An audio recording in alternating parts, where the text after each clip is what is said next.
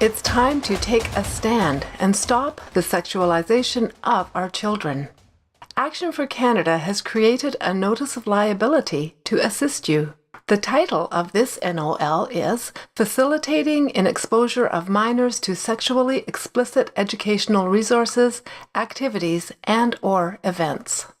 The United Nations has mandated that all member nations implement the Comprehensive Sexuality Education Resource. CSE is a learning platform that was developed within the context of a program developed by UNESCO. This so-called resource sexualizes children at the earliest ages possible, and it's no surprise that it's causing great harm to our children, as well as attacking the traditional family unit. According to Section 163.1 and Section 152 of the Criminal Code, as well as the Canadian Centre for Child Protection, it's a criminal offence to sexualize and exploit children. Here at Action for Canada, we've been working to expose this evil agenda and to empower parents, grandparents, and concerned citizens to take a courageous stand. In an effort to assist you, we've created a page on our website where you will find an incredible assortment of information on this issue, including the various programs that have been introduced into our schools. Beyond the Basics is the resource used in Nova Scotia, WIN Sex Ed is used in Ontario, CSE is used in Manitoba, and SOGI 123 is used by the rest of the provinces. By introducing these programs into our educational system, our children and youth are being exposed to sexually explicit pornographic materials in the form of books, magazines, and comic strips. Our kids are also encouraged to become members of organizations that promote sexually deviant behavior and the exploitation of minors. Be sure to take advantage of this notice of liability, which will advise teachers, librarians, trustees, ministers, etc., that they will be held personally liable for exposing minors to any form of pornography or sexually explicit material, as well as any activities or organizations promoting sexual deviancy and the exploitation of minors. By using this valuable NOL, you have the ability to demand that the CSE learning resources be immediately and completely removed from libraries and the education system. That all of the books listed, including titles by the same authors, be immediately removed, and that all educational facilities, including libraries, cease and desist promotion of any and all activities, including performers and clubs that exploit our innocent, impressionable, and vulnerable children and youth. Knowing is not enough. You must take action. Here are some powerful actions you can take to protect our youth, no matter your age or station in life. Pull your children out of public schools and universities. Run, facilitate, join, or help with a homeschool group.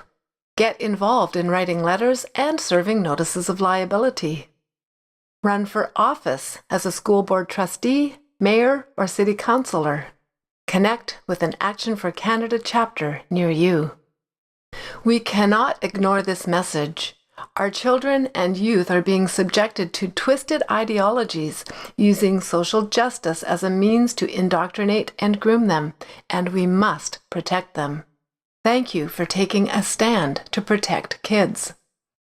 If you like what we're doing at Action for Canada, please consider making a donation to support our ongoing work. And be sure to join a chapter near you. God bless you, and God bless Canada. And through his love we win the fights. Action for Canada, we unite. Joining hands with foes or fights. Action for the Canada, we stand tall. With love and faith we can win it all. We are up high.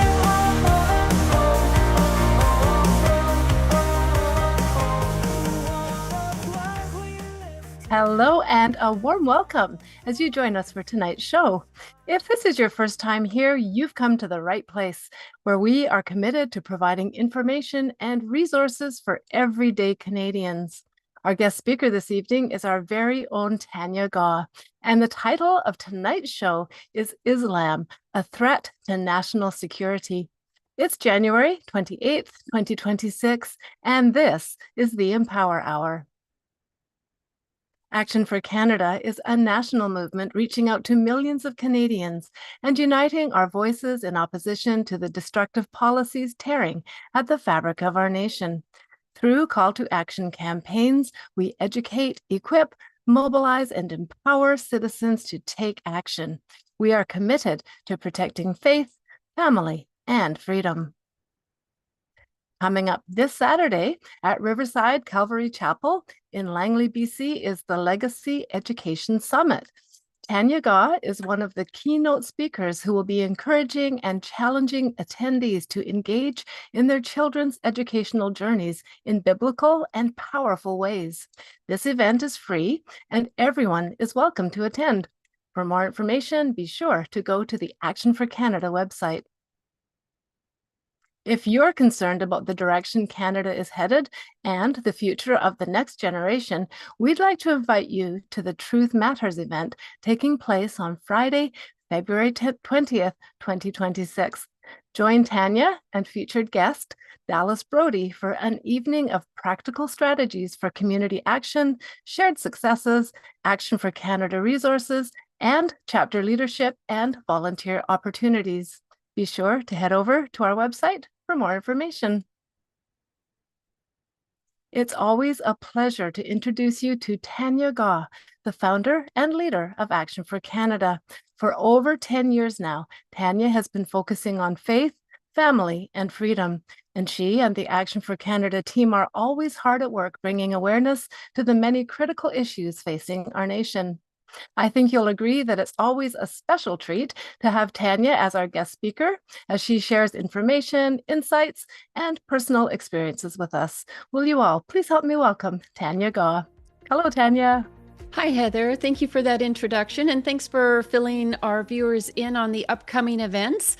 I'm excited about those, especially the Education Summit this week.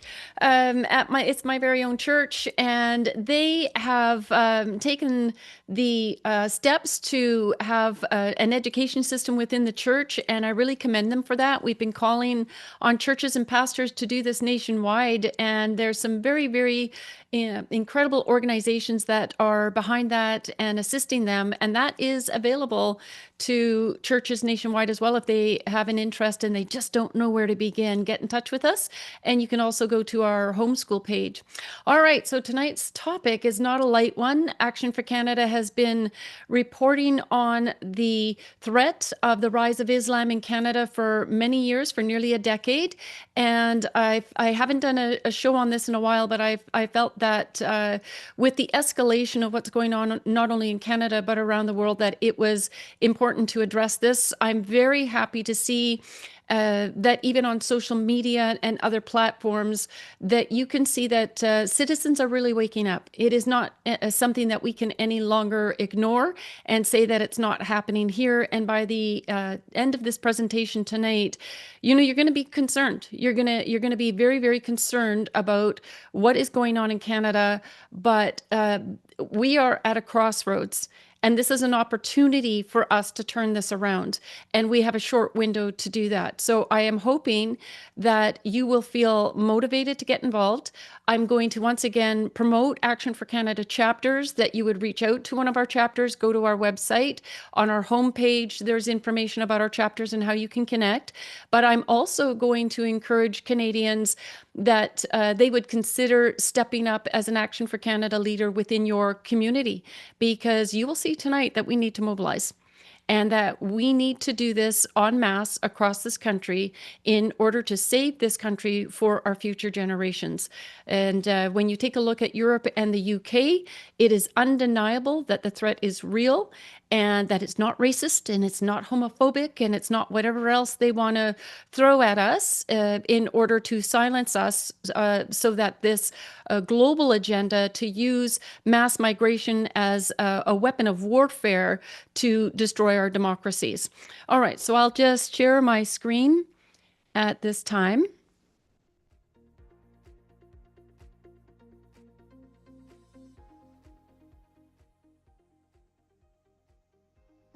There we go. Okay, so I'm starting off by again proclaiming Canada is a Christian nation. I don't want to hear that we're secular. I don't want to hear that we're multicultural. Over 10 years ago, I wrote a report that multiculturalism was a failure worldwide when the host country's values aren't being embraced. And it was never meant to be success. Multiculturalism, the term, it was made up. You can't have so many cultures living together without the host country's core values being embraced. And we're seeing that. And Pierre Elliott Trudeau knew what he was doing when he was trying to force that into the Charter of Rights and Freedoms. But what a lot of Canadians don't understand about the Charter of Rights and Freedoms, that the preamble, and I know I've said this before in the past, but I keep saying if we repeat a truth often enough, it becomes everybody's truth again, instead of listening to the lies that, oh, we're a multicultural nation. No, we're a nation with many cultures, and there's a massive difference between that. So that means a nation with many cultures means that the people that are moving to Canada, that are choosing to come here and immigrate, that they must integrate and assimilate. And they have taken away the Bible from being the book that immigrants take their oath on.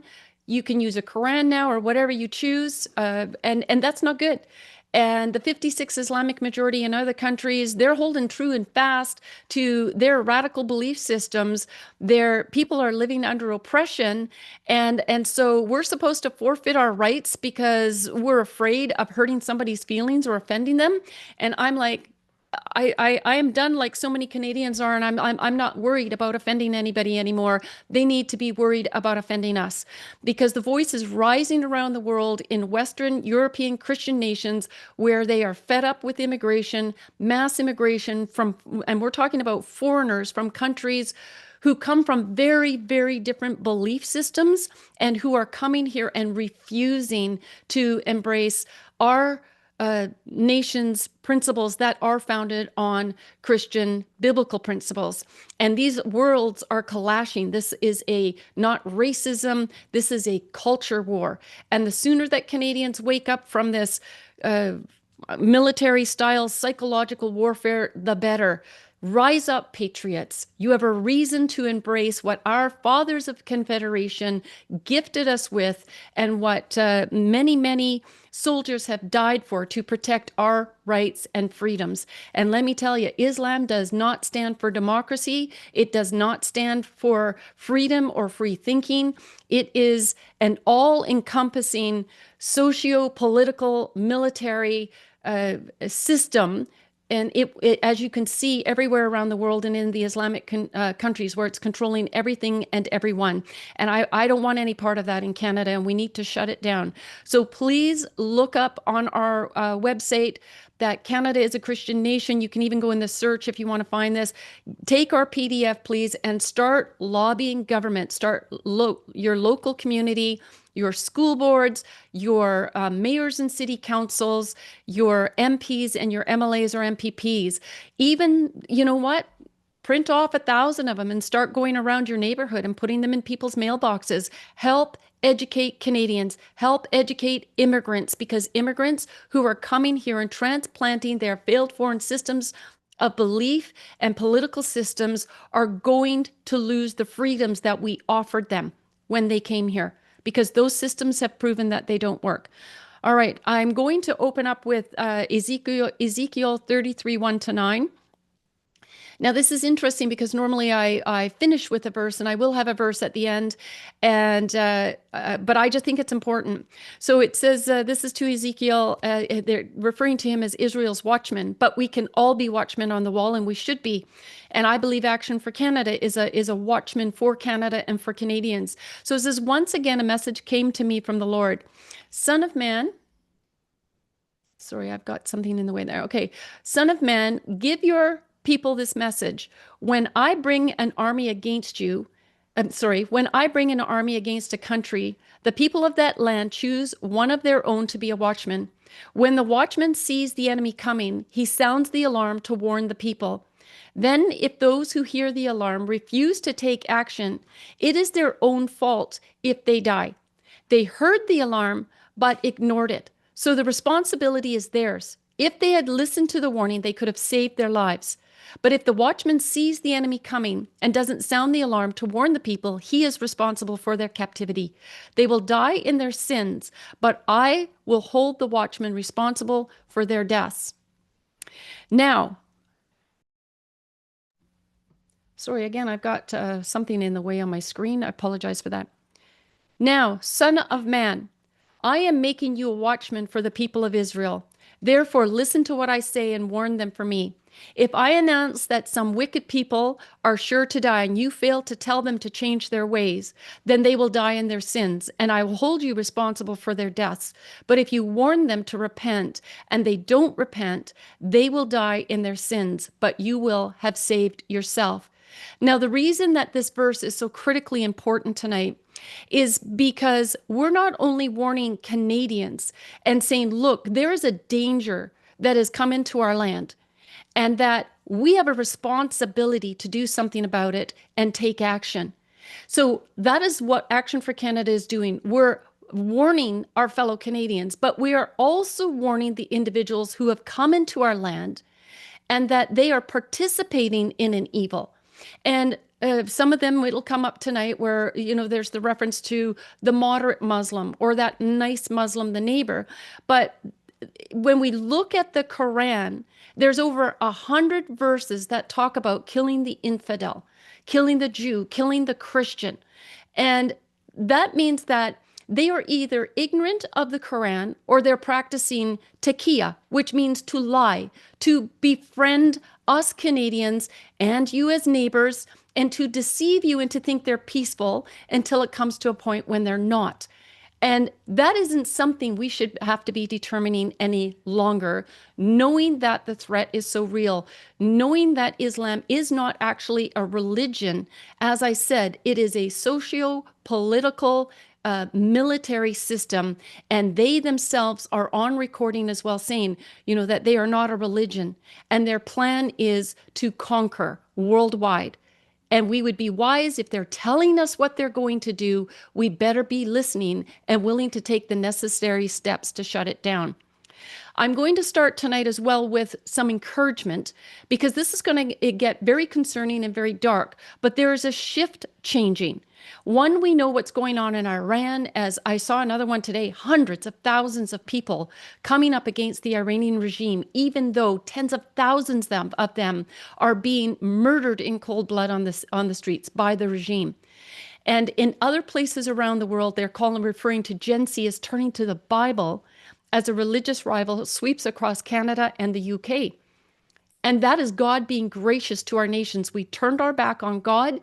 He is giving us an opportunity through our affliction to get on our knees and turn to Him. And a beautiful thing is happening. And it's our younger generation that is coming around. And this is just a little video that I came across today, just to give you an idea. Please confirm that there is sound.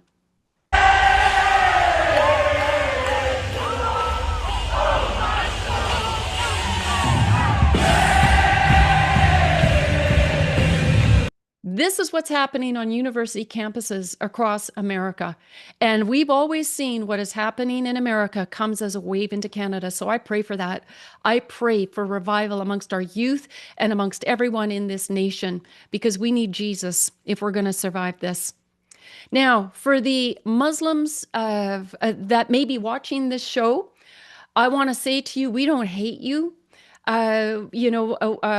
We have a problem with the Quran.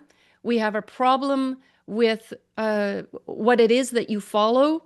And there comes a time when it's becoming a threat to Canadians that, we do need to use our voice. And this is, okay, I'm just going to go back a bit, because I guess where I'm coming from on this is if you go to Action for Canada's webpage under current issue and drop down to the Radical Islam section, this page will open.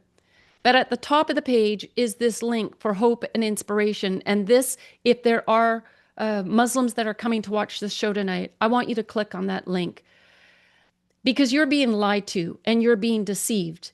And if you look in the Quran, you know that the Quran states that Allah is the great deceiver.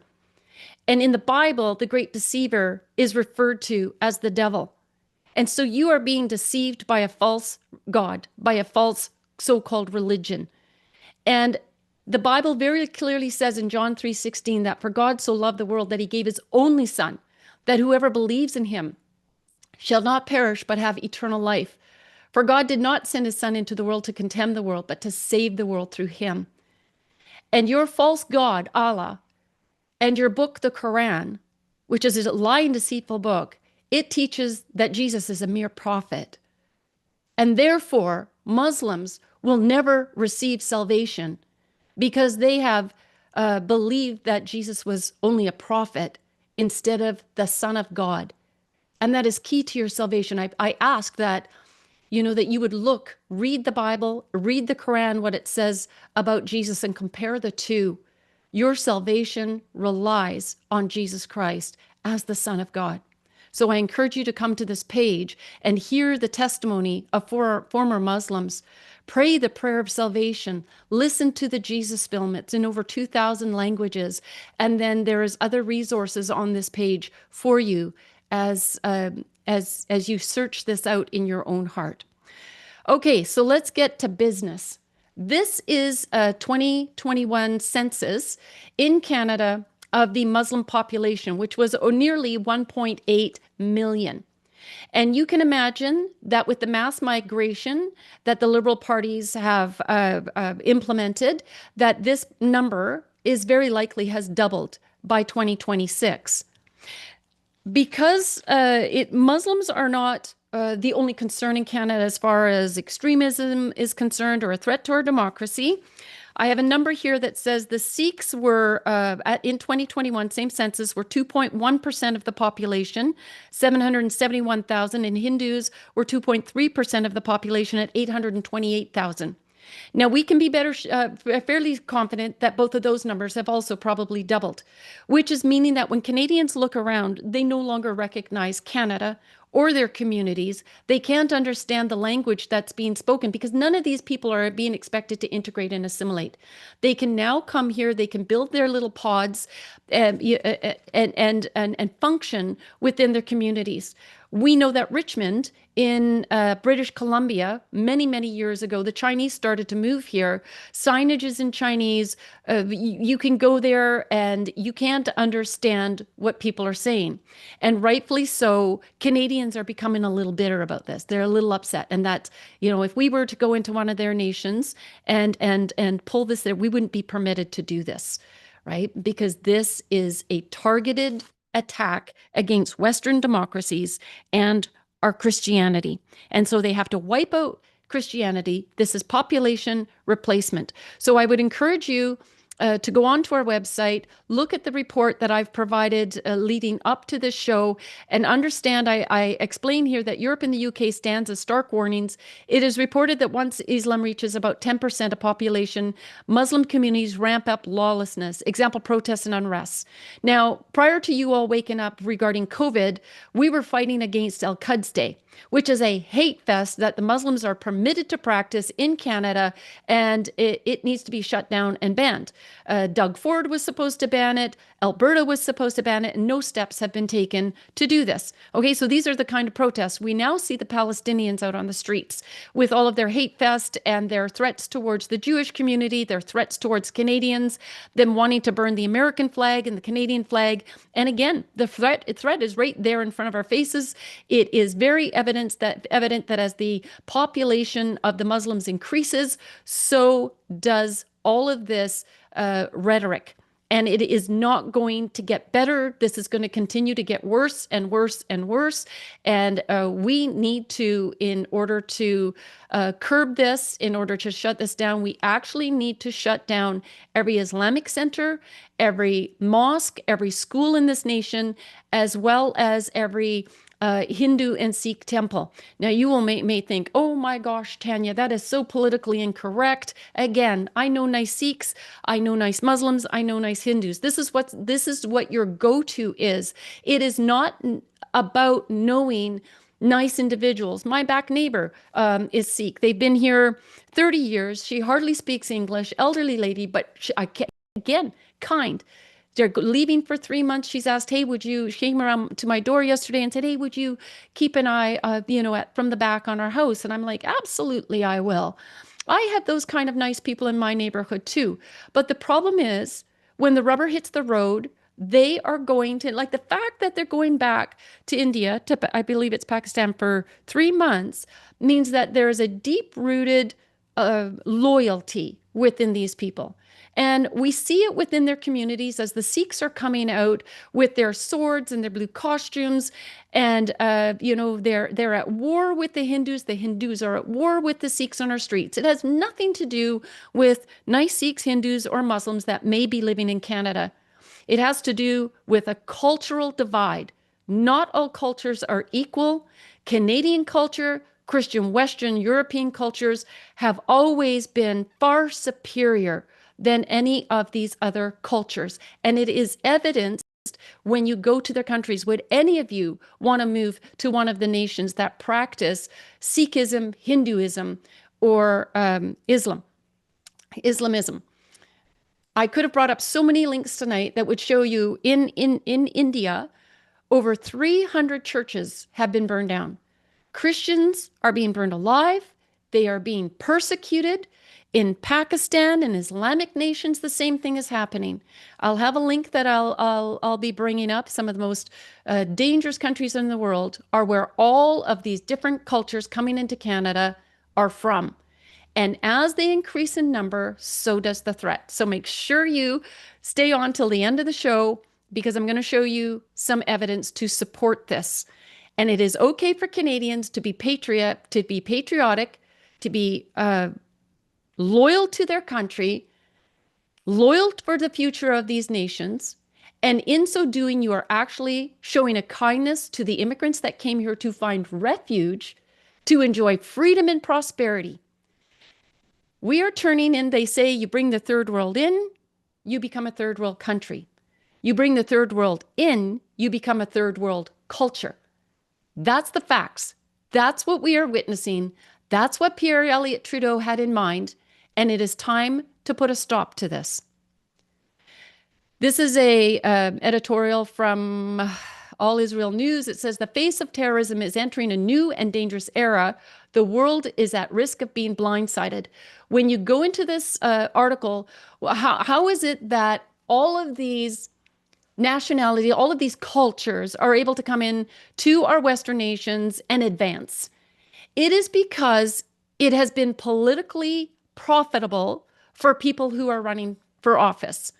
So if you want the Muslim vote, you are going to come out saying you will support Islamophobia policy.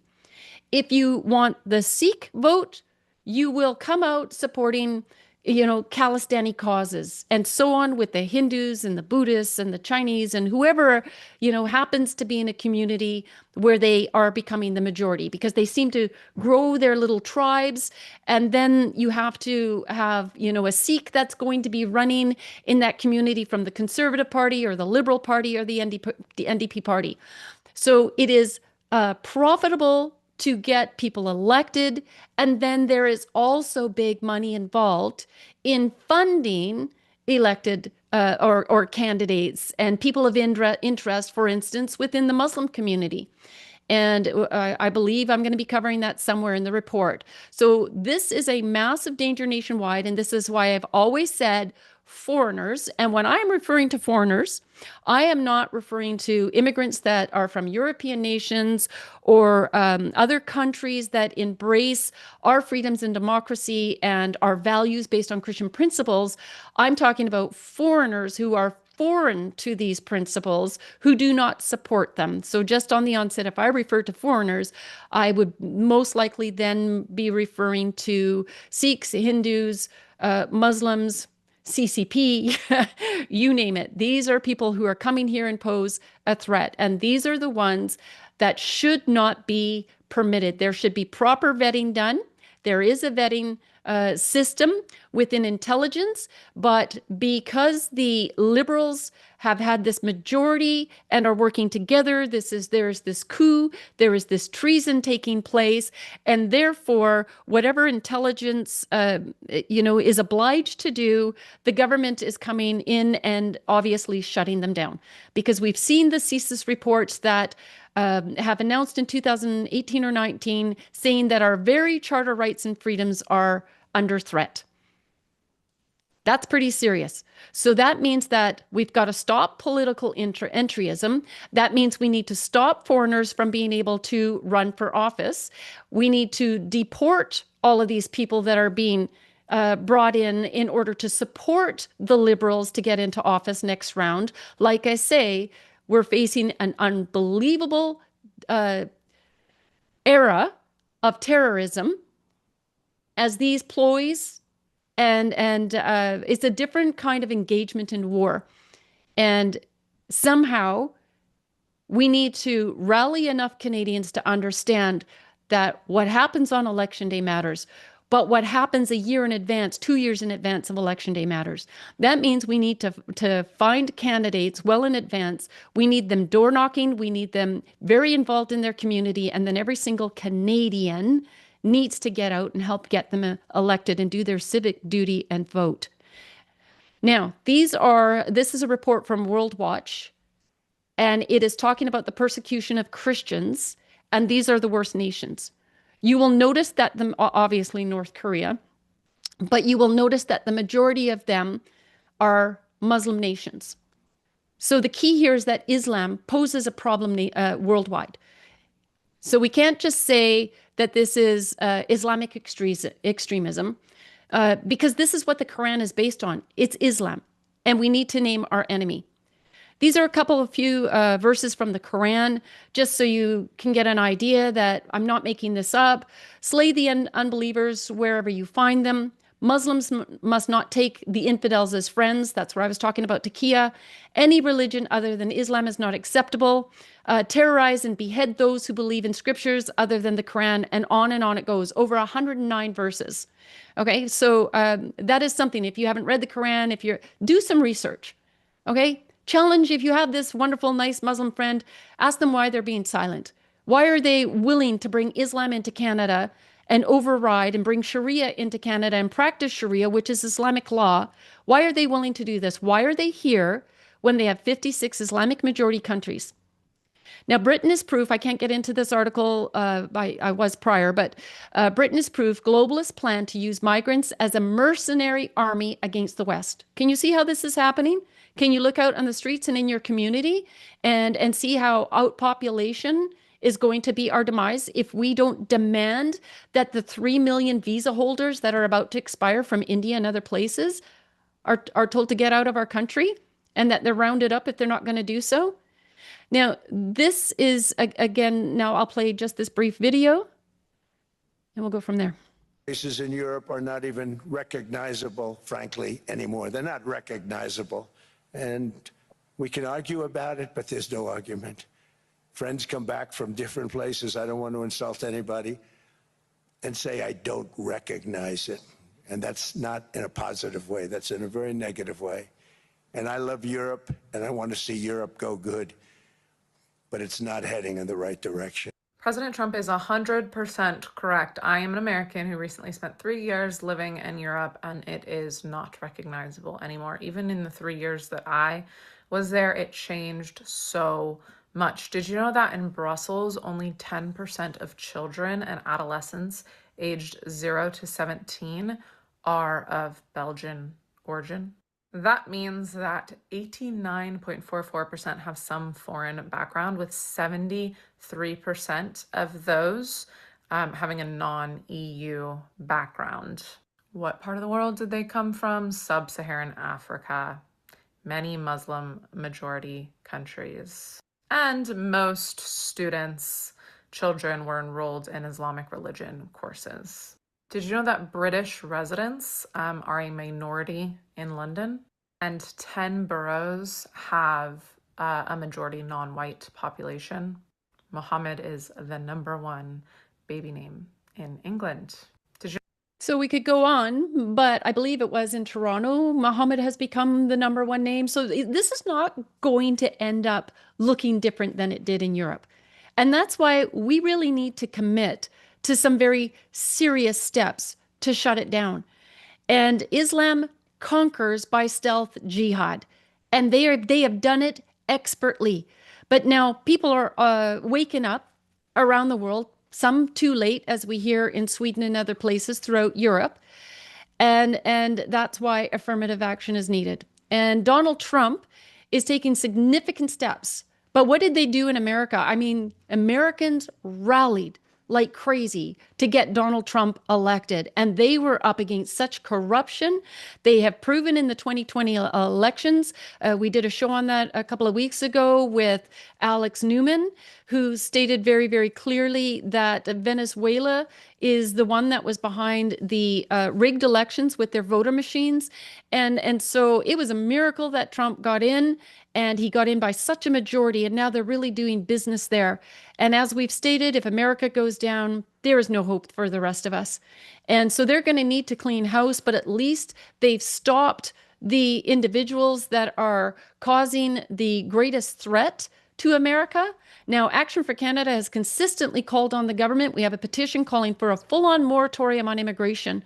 And that needs to be for at least 10 years, if not more. And then we need to clean up this nation by closing the mosques and temples. That means that the majority of these, it is reported, are terrorist cells. And a video at the end I will show you will prove that. If you go in and all over the internet, there's information about the mosques and their hate they're preaching there. I'll be providing a short clip of that as well. And so it is not unreasonable to say we need a full moratorium on immigration. We need to apply our immigration policies that demanded that we only allow people that are a good match for Canada to come into this nation. The 56 Islamic majority countries are not bringing in the Palestinians or the so-called refugees. They have all, channeled them into the Western European nations by design. Now, this is one of the leaders in Poland. I'm going to play this for a few minutes because it is incredible. These are the kind of leaders that are protecting their countries. They've never had an Islamic terrorist attack in Poland because of the steps they're saying. They're just saying no to Islam because they know it's a political military system that wants to come in and dominate and take over Poland and every other country. So just take a listen for a moment. From a Polish perspective as well, the more that Europe becomes potentially an Islamified area, that's going to be right on Poland's doorstep. So is that another reason why Poles have to worry? Of course. I think it's better to prevent. Yeah. Yeah. So this is what I do, to be honest. That's why I was very clear about our policy during our 2 terms government. I said, do not come to the Polish borders. You will not be pushed back, because they were so upset about pushbacks that someone is pushed back. It's not our police who came to beat you up or push you back. It's you who came here illegally to our border to cross it illegally. So do not come to the Polish border. You will not be killed. Do not go to the Polish border, and you will not die. How simple is that? No one will, no one is forcing you to do it illegally. If you want to join our society for some time, contribute, respect our language, our culture, our everything, you can ask for a permission. If we decide, if our interior minister will decide that you are needed for some time to our society, to our system, you will stay for some time. If not, you will not. So, it's better to prevent. As I said, Poland is still the only country without terror attack, and I want to keep it that way. We're going to end up with, because I'm quite negative. I know you feel with the Tommy stuff, there's going to be a rise and a bit of a change. I feel like unless something really changes, then maybe in 30... It's a process. It's not like one event will change reality. No. You need a series of events. You have to build your own confidence as a conservative, as a patriot, whatever you want to call this group of people. I think they are patriots, and even if they are not conservative, they have enough. I'm certainly a patriot, yeah. There you go. I love this country. Yes. So there are differences, political differences, but patriotism has no colors. I mean, if you're a patriot, you're a patriot. You can be, you can believe in low taxes and can be a patriot, and you don't care about taxes and you're still patriot, right? There are differences, obviously. So the time of patriots will come soon, but it is a process.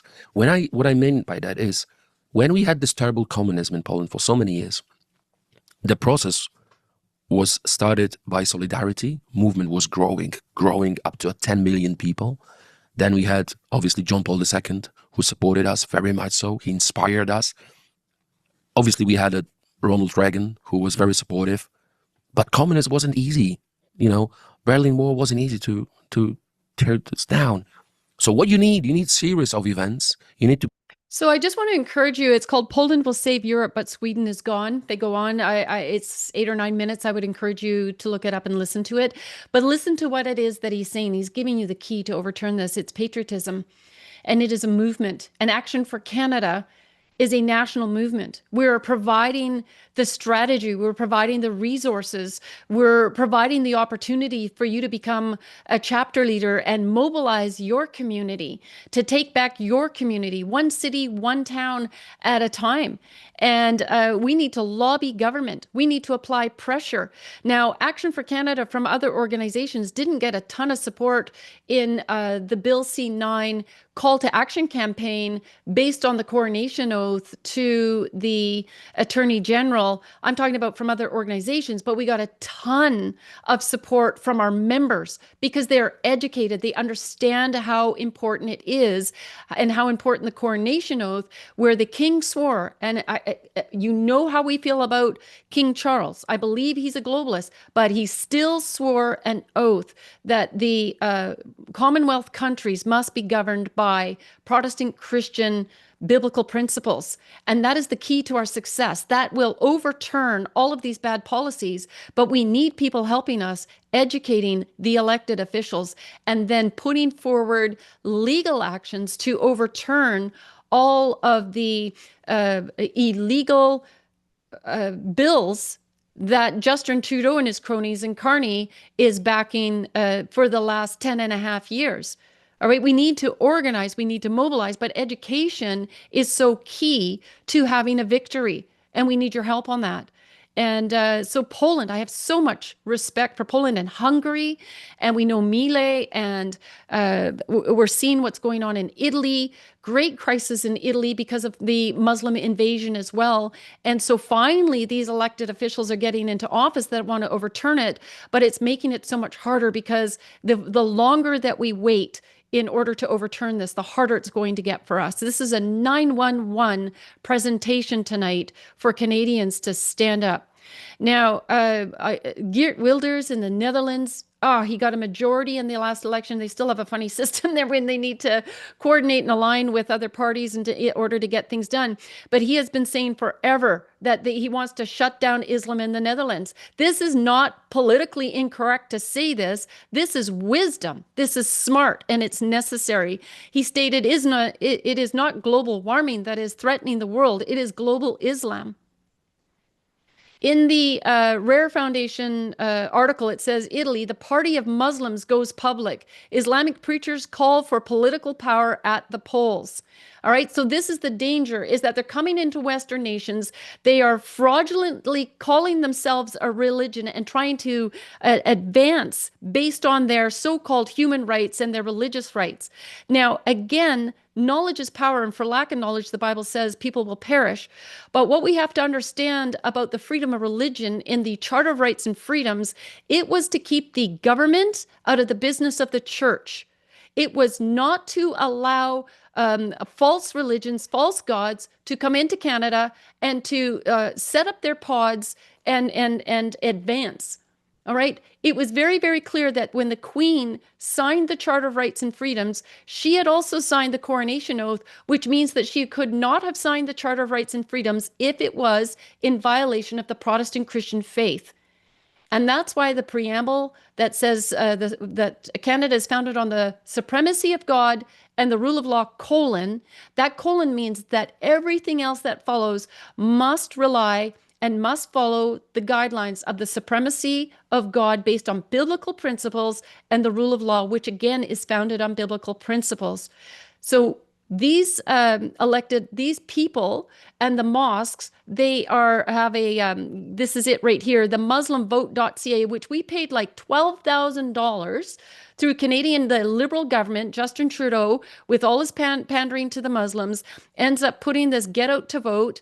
And so on the muslimsvote.ca, they are very, very strategic in wanting to get their people into office, because now I will start unfolding the meat and potatoes of what's happening in Canada at the hands of the Islamists, because they are so organized and coordinated. So when they get into office and into positions of authority, so this individual, Amira Al-Gawabi, is full on Islam. She is using her position. Justin Trudeau had put her into the position. It had to do with, yeah, she's a special representative. I apologize, I can't remember. Oh, special representative on combating Islamophobia. Islamophobia is a made-up word, and it is, again, another weapon of warfare in the tool belt of the Muslims in order to silence opposition of Islam. And Islam is open for opposition. They want to stop all the violence, and maybe we won't be critical of it, but that's never going to happen. It has never happened in history. And ever since Islam, and remember, it's a false god, started 600 years after Christ is when Muhammad came to be. All right, so I'm not going to get confused here between recognizing the rights of a false god that where did all of the false religions come from, or so-called false religions? I prefer to, the Bible refers to them as false gods. Well, those are a tool of the enemy, right, to destroy humanity. And we can see how all of the different false gods are having a real impact on our Christian nations. Anyways, I'm just going to keep plugging that in there so you guys wake up to this, and you wake up to what is the foundation of your patriotism here in Canada. So this individual, she gets paid like $191,000 a year, or over $200,000 to advance Islam. So our tax dollars are paying her to advance Islamic law in Canada, a foreign law. So the statement by Special Representative Amir Al-Gawawi, after meeting with the Prime Minister of Canada on ongoing efforts to combat Islamophobia, promote safety and inclusion, and uphold religious freedoms. Well, that needs to be on Christianity then. Thanks, Amira.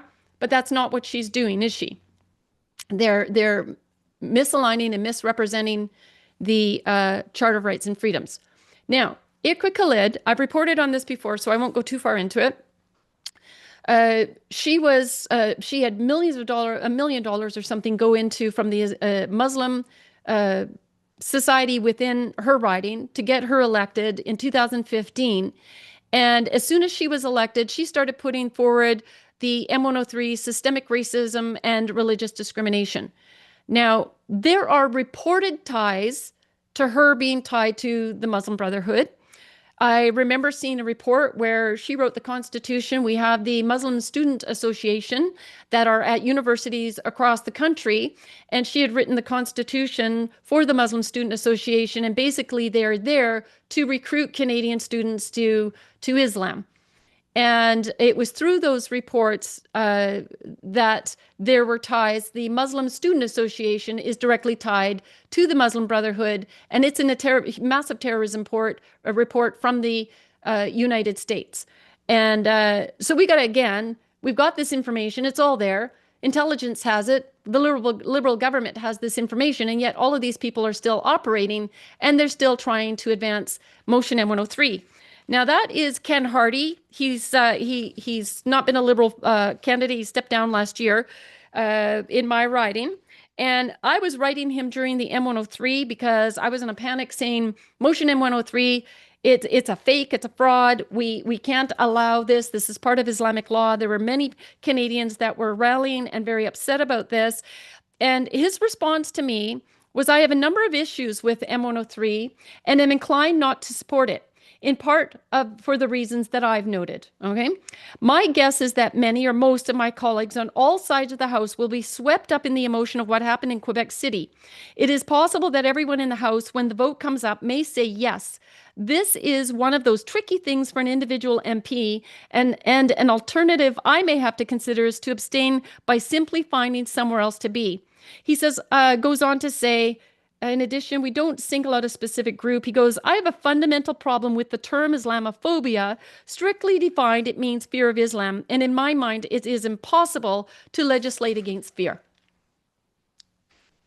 And yet, what happened was there was you may have remembered in 2017 on January 29th, tomorrow's date is the anniversary, is that there was an attack against a mosque, and it says it was a lone gunman, and it was a young Caucasian young man who said came in and started shooting in this mosque. But the problem is, it was the motion in 103 was not getting the support that it wanted to, and that's why after the mosque shooting, Mr.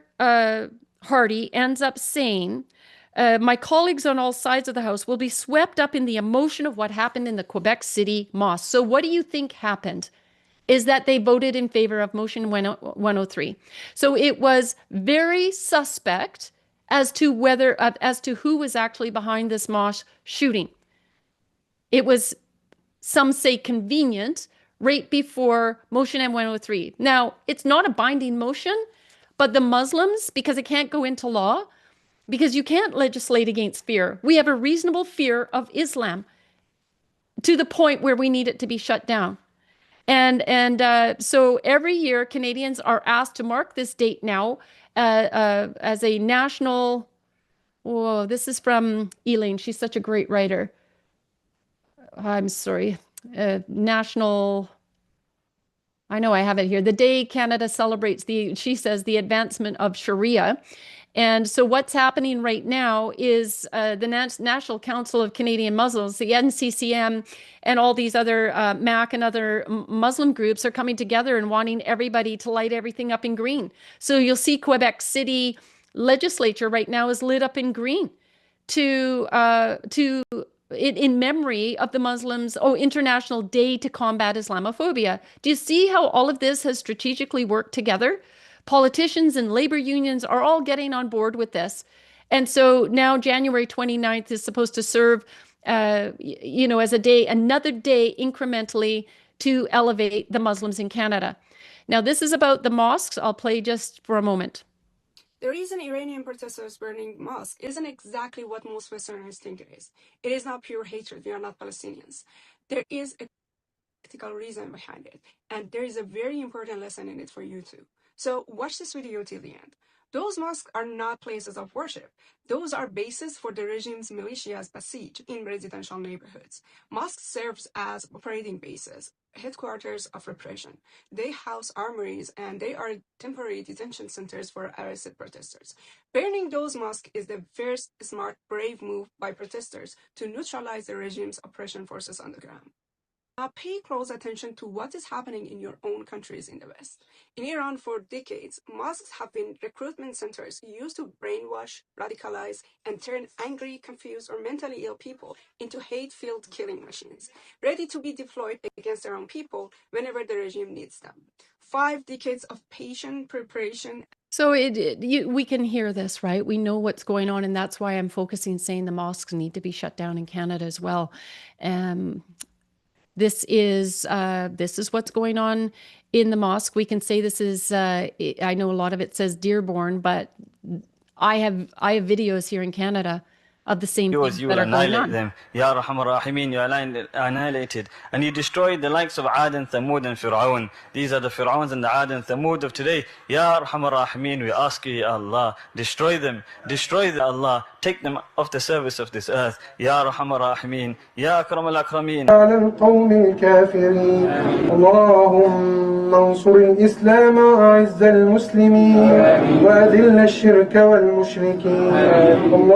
I won't continue to put you through that, but it goes on one after another, after another, after another of mosques who are all saying kill every Jew and Christian and American. And we know that's going on here in Canada as well. So we're supposed to tolerate this. We're supposed, because, somebody may get offended, because a Muslim may get offended. I'm sorry, that's where I started the show saying you need to be afraid of, worried about offending myself and Canadians at this point, because we're on to you. We don't like what we see. We care about the future for our nation. This is not an Islamic nation. It will never be an Islamic nation. And we're going to be putting a stop to this. A Muslim chaplain, if you remember on Veterans Day, pastors aren't allowed to pray in the military anymore. But a Muslim chaplain of the Canadian Army was talking about beating your wife but keep it private. Is that what we want replaced in our military?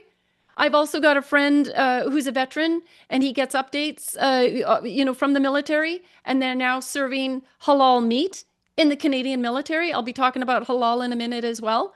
Is this what you want in your Canadian military?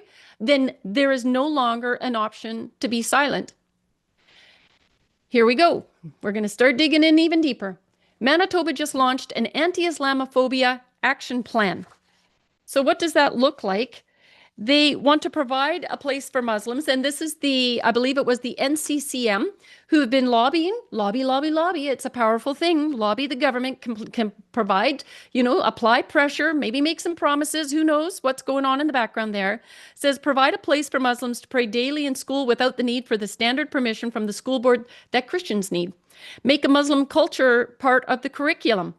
No, Muslim culture has nothing to do with Canadian culture.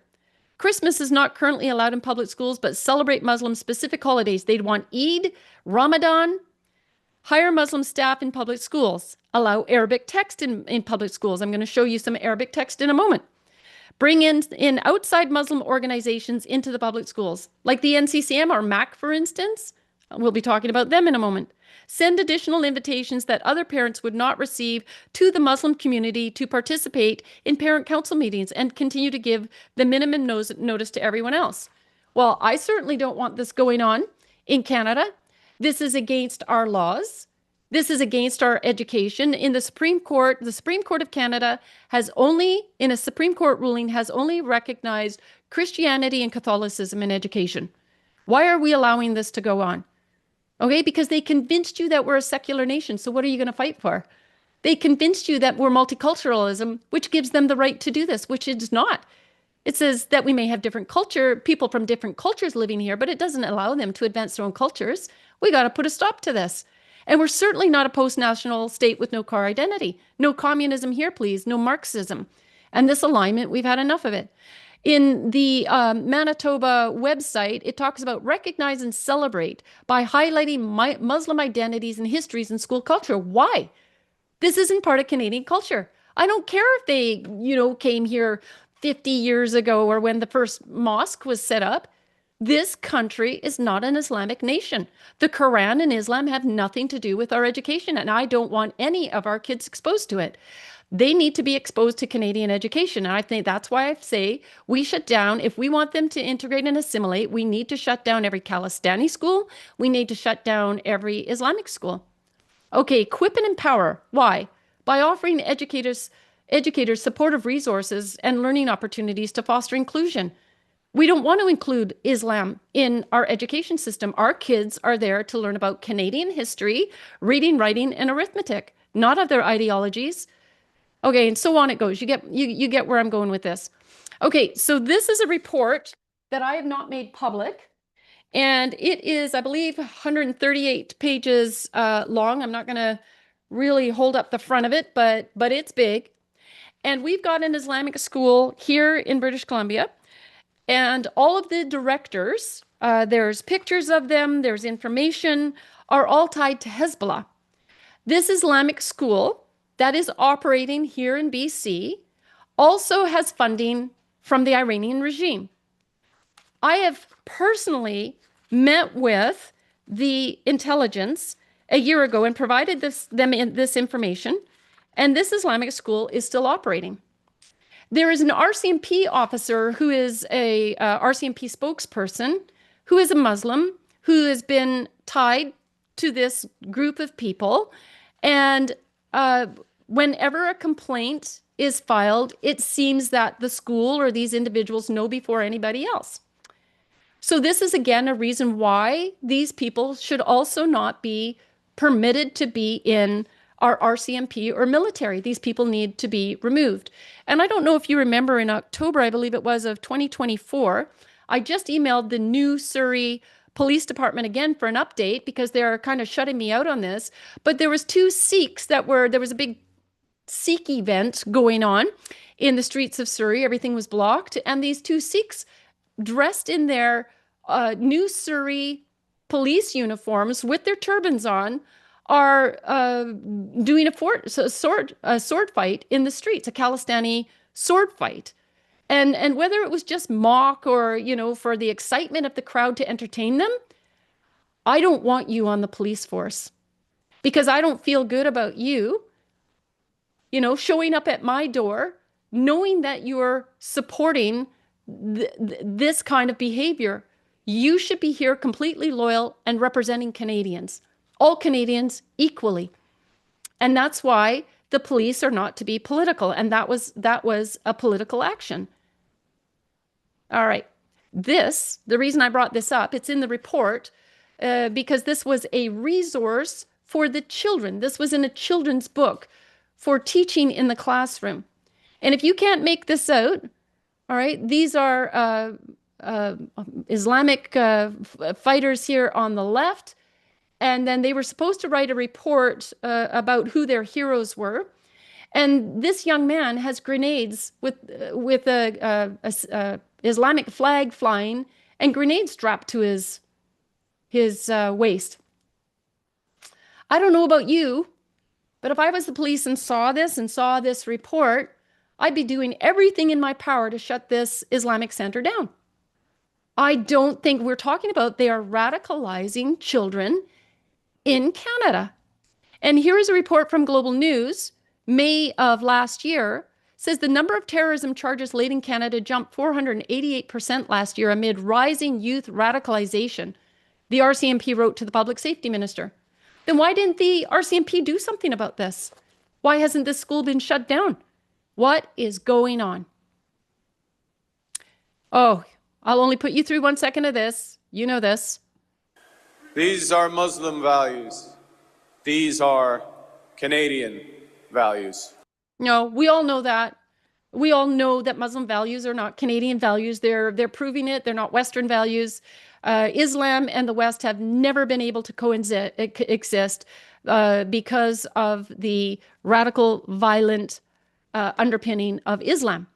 And so Mark Carney, Justin Trudeau was in a meeting with Pierre Poilievre, one of my contacts, and the Prince of Iran, and it was regarding designating the IRGC as a terrorist organization. And when the Trudeau was said, like, the IRGC need to be designated as a terrorist group, and he was worried about how that would financially affect Canada. All right, there's big money coming from Iran, Qatar, and all of these other places into Canada. I would rather live the way Canada was 30 years ago. We were so prosperous. We didn't need Islamic money in order to be prosperous here. We've got all these natural resources just waiting to be pumped out of the ground to help us make money. But oh, no. Carney and Trudeau are shutting it all down. There's power, there's control, there's these certain allies, the communists. Remember, we talked about the Red-Green Access Alliance, which is the communists and the Muslims joining arm in arm, locking arm in arm, and just vying for position. And Mark Carney is in on that.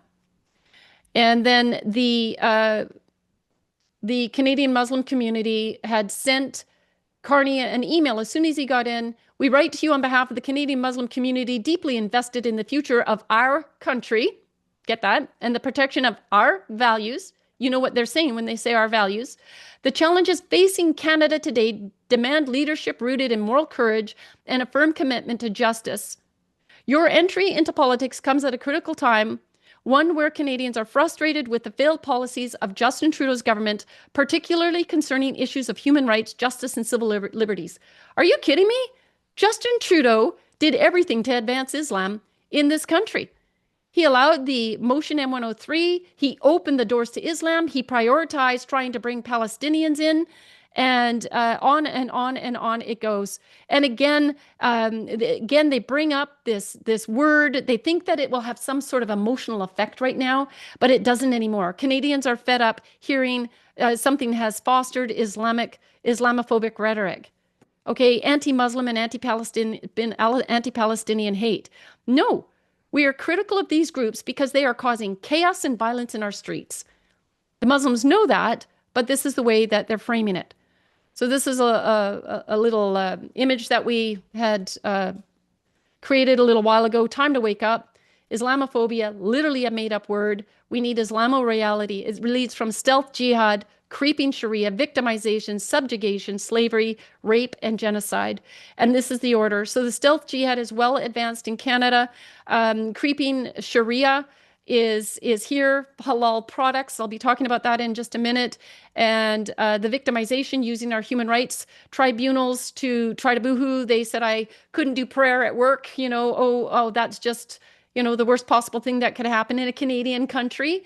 If you want that, go to the 56 Islamic majority countries. We shouldn't be making these accommodations for any foreigners. No accommodations for foreigners. They either don't like it here, then they choose not to live here. Now, this is about the Muslim Brotherhood. Very well said.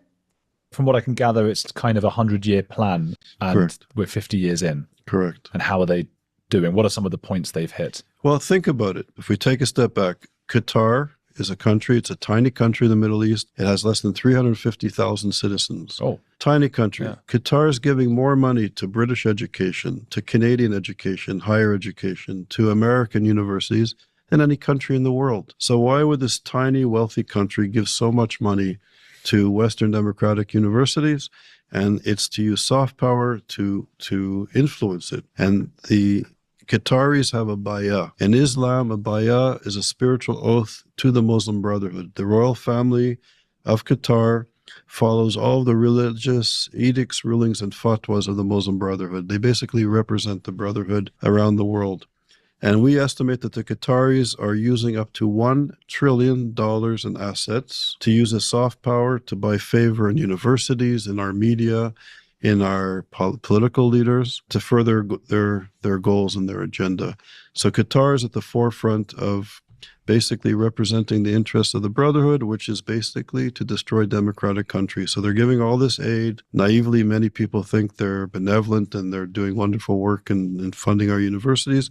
But essentially, they're changing the discourse in the West. So if we take a step back, Hamas, which is the Palestinian chapter of the Muslim Brotherhood, intent on destroying Israel and Western democratic countries. Hamas, which is anti-Semitic, but let's put that aside for a moment. They're anti-democratic, they're sexist, they want to subjugate women, murder gay people, and do away with religious minority rights around the world. Hamas murdered American citizens and British citizens on October the 7th. They kidnapped them. And amazingly, some of the best universities, the Ivy Leagues in the United States, Oxbridge in the United Kingdom, the University of London, are turning out some of the brightest, best educated young people, young citizens of democracies, and they're supporting Hamas. They're supporting anti-democratic, vulgar terrorists who adhere to a culture of death, who want to destroy democracy, who want to destroy Britain and France and Italy and Germany and Canada and Australia and the United States. And young people are being inculcated in this sort of red-green alliance of the radical left, which has dominated many of our best universities. And because the radical left wants to get rid of Western hegemony, the Islamists who want to destroy Western hegemony have this bizarre common cause. And that's what I was just talking about, the Red Green Alliance. I know that so far the presentation, I'm an hour in. I'm going to continue. I'm thinking that we may make this a part 2 and put 2 recordings out. So I would appreciate you that either way, whatever we decide, that you would make sure that you share this information with others, because Canadians need to know. And we're going to start diving in further into the Muslim Brotherhood now and the effects that is having on Canadians, on our institutions, and our children. And as this gentleman has just said, the Qatar is funding our universities. Next week, Dallas Brody will be on the show, and you will see what the funding is doing to our students and our children, where they are being radicalized into these activists. And so we're seeing that present itself in different ways, whether it's the Palestinians that were coming out on the university grounds, or whether it is against the for instance, the Kamloops mass graves and the desire to get the truth shut down as intelligent people come to the universities wanting to have a conversation, like Francis Widdowson and Dallas and Jim McMurdy. This is the strategy. This is the way it's working. And in a moment, or let me just think, I hope I don't miss this, but there was an article, I believe it's still coming up. I'm just going to go back to this article where the Muslims were referring to themselves as indigenous. I believe it's coming up, but indigenous to Canada. And if we're not aware of this, if we're not stepping up and countering it, all they have in mind very strategically is to progress and to progress and progress. Another way that the Muslims are shutting down the criticism is, I came across this report the other day, and in Europe, Qatar had paid a British PR firm for millions to manipulate Wikipedia, scrubbing terrorism references and reframing Israel-Palestine for years. If they can spend millions of dollars interfering with our history, and that's why Wikipedia, it's no longer safe. If you're going to use an AI system of some sort, you've got to be very, very careful. If they provide you information, you need to dig even deeper then and do research yourself. I've had to do a lot of that to make sure that the information that is in my hands is actually true. And that's because, our search engines, AI, and these other systems are going to put forward a very leftist either opinion on it. If you were to look up the mass graves in Kamloops, for instance, you would be hard pressed to find out that is a hoax.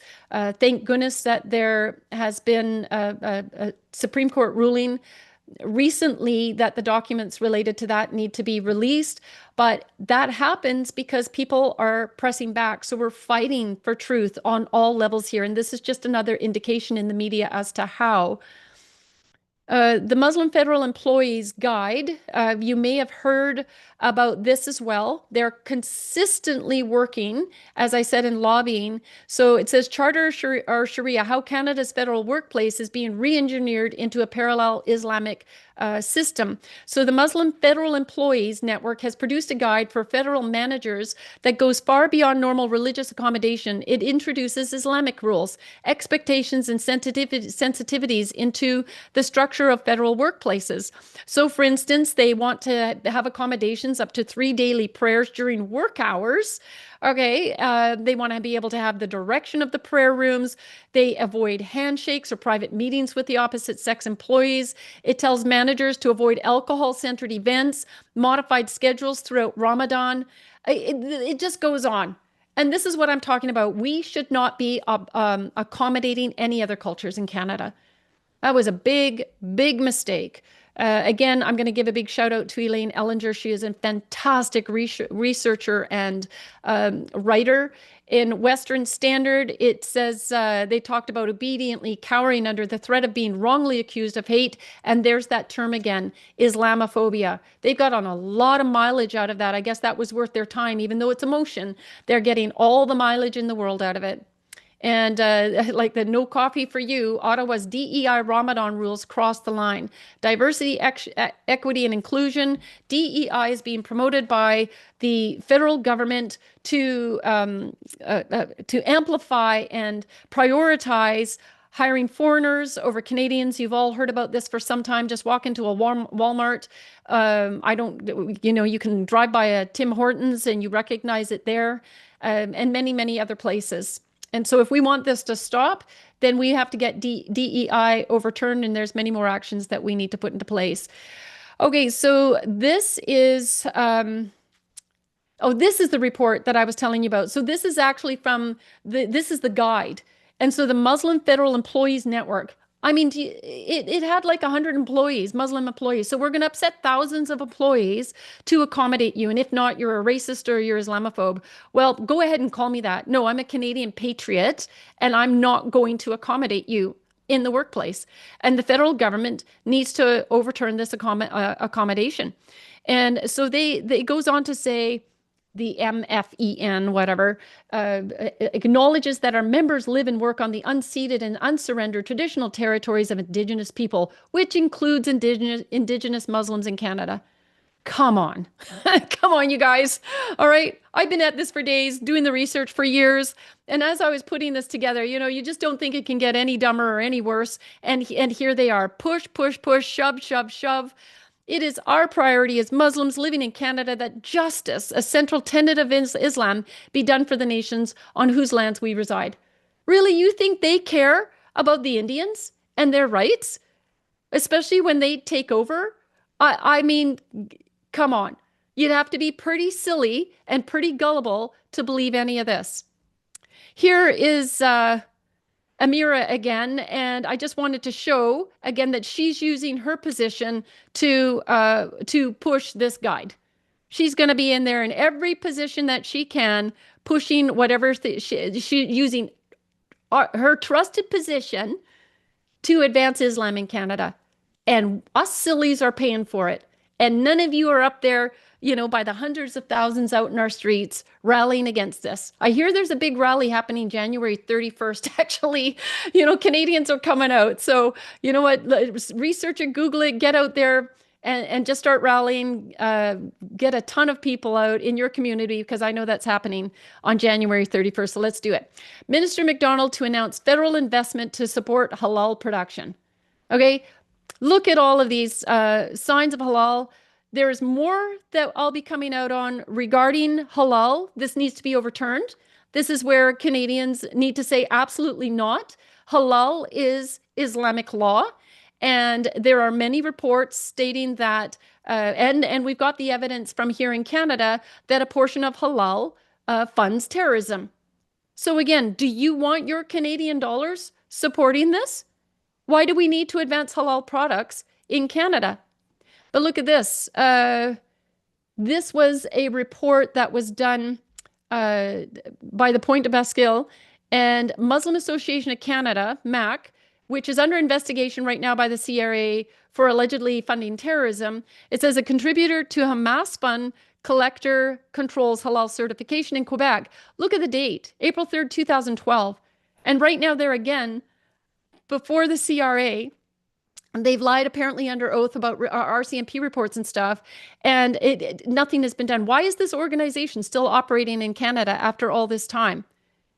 So for the last 10 years, MAC, now that's 10 years, so that goes back to 2002, so that makes this even a worse scenario, has been an important contributor to Irfan Canada, the Hamas fund collector in the country.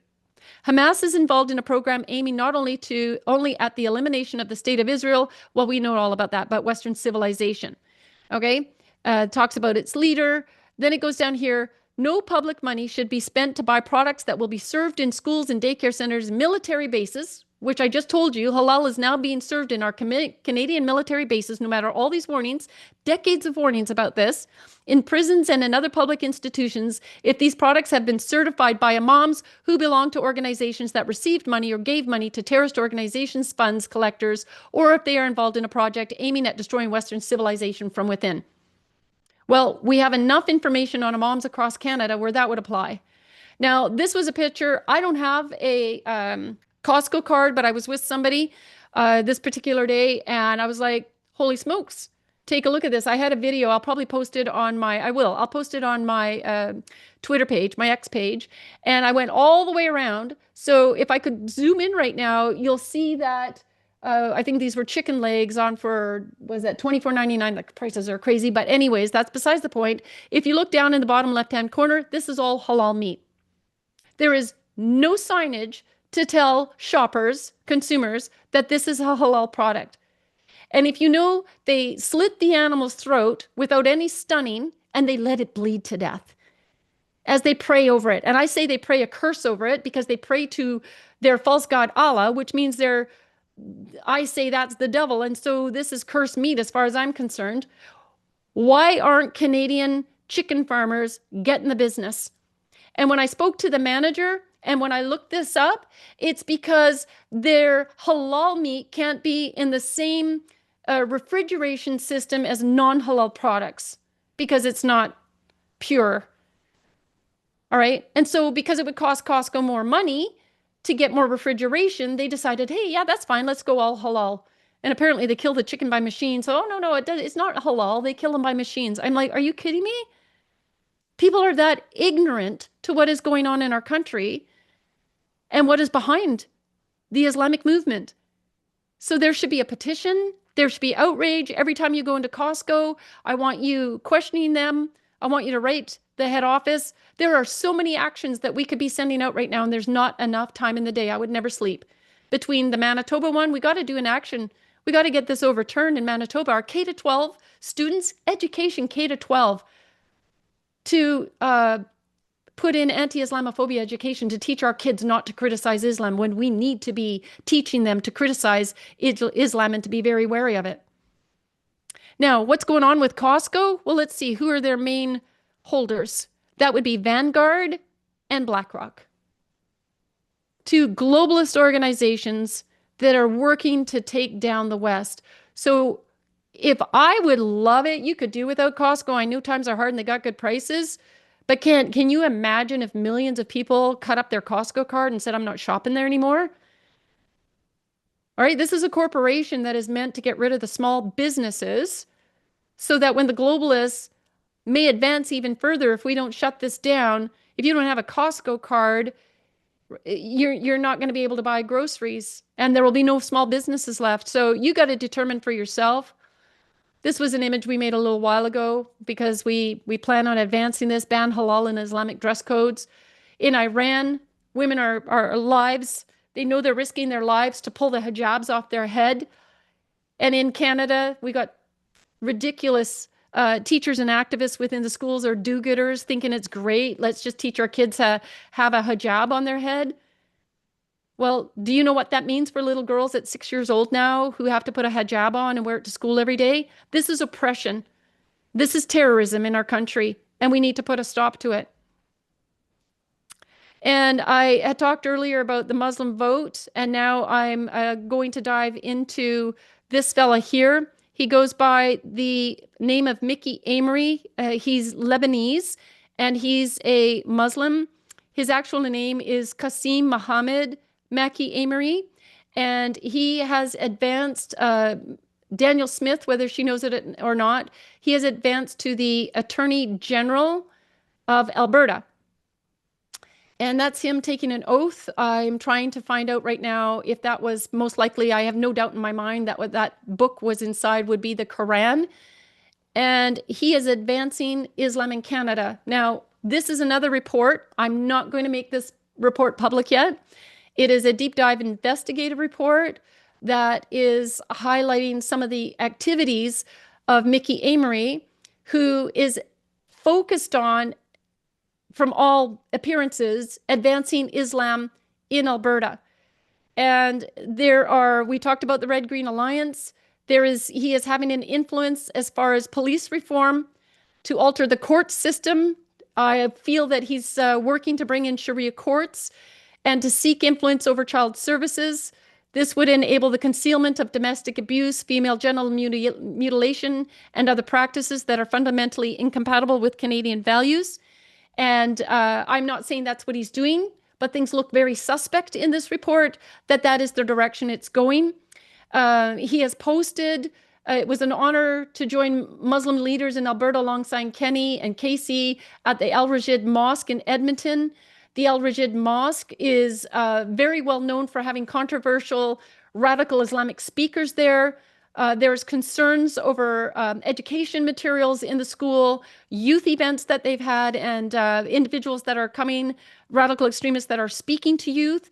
And this whole report, the other report that I'm going to show in just a moment, goes into so they're talking about a new Alberta hate crimes unit. And if you know that Alberta had extended to fast track foreigners to come into their new police unit, we've expressed great concerns over this. And so I'm just going to try to fly through this report because I know that we're getting a little further out on time. A lot of the people that Mr. Amory is in the company of is very concerning. He has spent time at the Akram Joma Center, which has reported ties to extremism and speakers that preach hate. We were the first and remain one of the only places in North America where celebrating Eid is possible, like it is today. I'm not quite sure what that is all about. He talks about we must continue our struggle to bring safety, security, and peace to our brothers and sisters around the world. They are very, very focused. Here is one of the Islamic centers. You can see all the Muslims that are coming together there. Page 29, I'm just scrolling down here. Here he is with a group with the Palestinian flag being flown. Again, here it talks about the education, healthcare, and social reform. These are trigger words. They're red flag words that we need to be concerned about. Again, advancing, discussions around multiculturalism and anti-racism. Prior to all of these individuals getting into office, we didn't have a problem with this. We really had no problem with this in Canada. We didn't have to coordinate all of this. And this is consistently the group of people of Muslims and Islamists that he is definitely being seen in the company of a lot. This one talks about Alberta's government will be matching funding up to $1 million to help with recovery efforts. And this was Alberta will match donations for earthquake victims in Turkey and Syria. Now, I don't ever remember him offering $1 million to help after October 7th attack against the Israelis or any assistance that I've seen him prioritize for one of our closest allies. I was glad to attend Alberta Advocacy Day organized by the National Council of Canadian Muslims, the NCCM, are reported to have, and they're in the other report. All of this one day I hope to be making public. With some very concerning individuals and work that they are doing. So the NCCM comes up a lot at the Alberta Legislature yesterday to discuss ways we can collectively work together to curb all forms of racism and hate in our communities. We don't have racism and hate. Like, if they would just integrate and assimilate, then, what they're hearing is people objecting to them pushing their culture on us and bringing it into Canada. That's not our problem. We don't have to apologize for that, and there is no work. That's not racism or hate. It's a matter that we are patriots, and we want to make sure that our country maintains its identity. Our government remains fully committed to stand against discrimination of all kinds and make Alberta a welcoming place for all peoples, irrespective of race or religion. They make it about all people, but when you dive into the work that he's doing, the majority is all Muslims and of his work. And you can see that even in a bio that he did when he came into office, it was very, very telling where his priority is. And this is, again, called political entryism, where they get into these positions and advance their culture, their beliefs, their political systems. And they do it very stealthily. And it comes across like it's as the benefit for everyone, but it's not. It benefits only their community and their advancements of Islamizing Canada. And Premier Smith, we have appealed to her time and again for a sit-down meeting to discuss this. We'll continue to do that. And yet here she is at events wearing the hijab and advancing halal banking. Here on Islamic compliant. That word Islamic. Okay, this is Islamic law. Halal is Islamic law. Islamic financing. We have one financing. Again, if you don't like it, then people would leave. I'll just keep scrolling along here. I know the time, but like I say, it's not a report that we can rush through. This is a post with screenshots of Danielle's letter. Halal financing, funding Islamic schools and getting more schools combat racism and Islamophobia. Who is it that's talking in Danielle Smith's ear to make these kind of advancements, to prioritize Islam in Canada? Something's very wrong with this picture, and I think we need to know who it is that's advancing this. So do we have reasonable concerns over the position that Mr. Amory holds at this point? I think we do. Muslim Association of Canada. The Muslim Association of Canada is very well known to be under investigation by the CRA and a history of concerns over them potentially funding terrorism. There's no way that Mickey Amory does not know this. So why is he spending so much time as an acting elected official in Canada in the best interest of Canadians? He's taken an oath. Did he take an oath on the Quran? I believe so. We'll find that information out because then we know where his priorities are.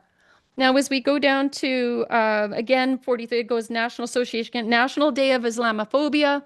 Again, he's right there. It's very questionable, this National Day of Remembrance. And it goes on as to why, you know what, it absolutely, it's devastating if, anybody is dying by violence. But a lot of this has happened in Canada and there isn't a national day for them. And they get the month of Ramadan, and I think it's Veterans Day, we get 1 day.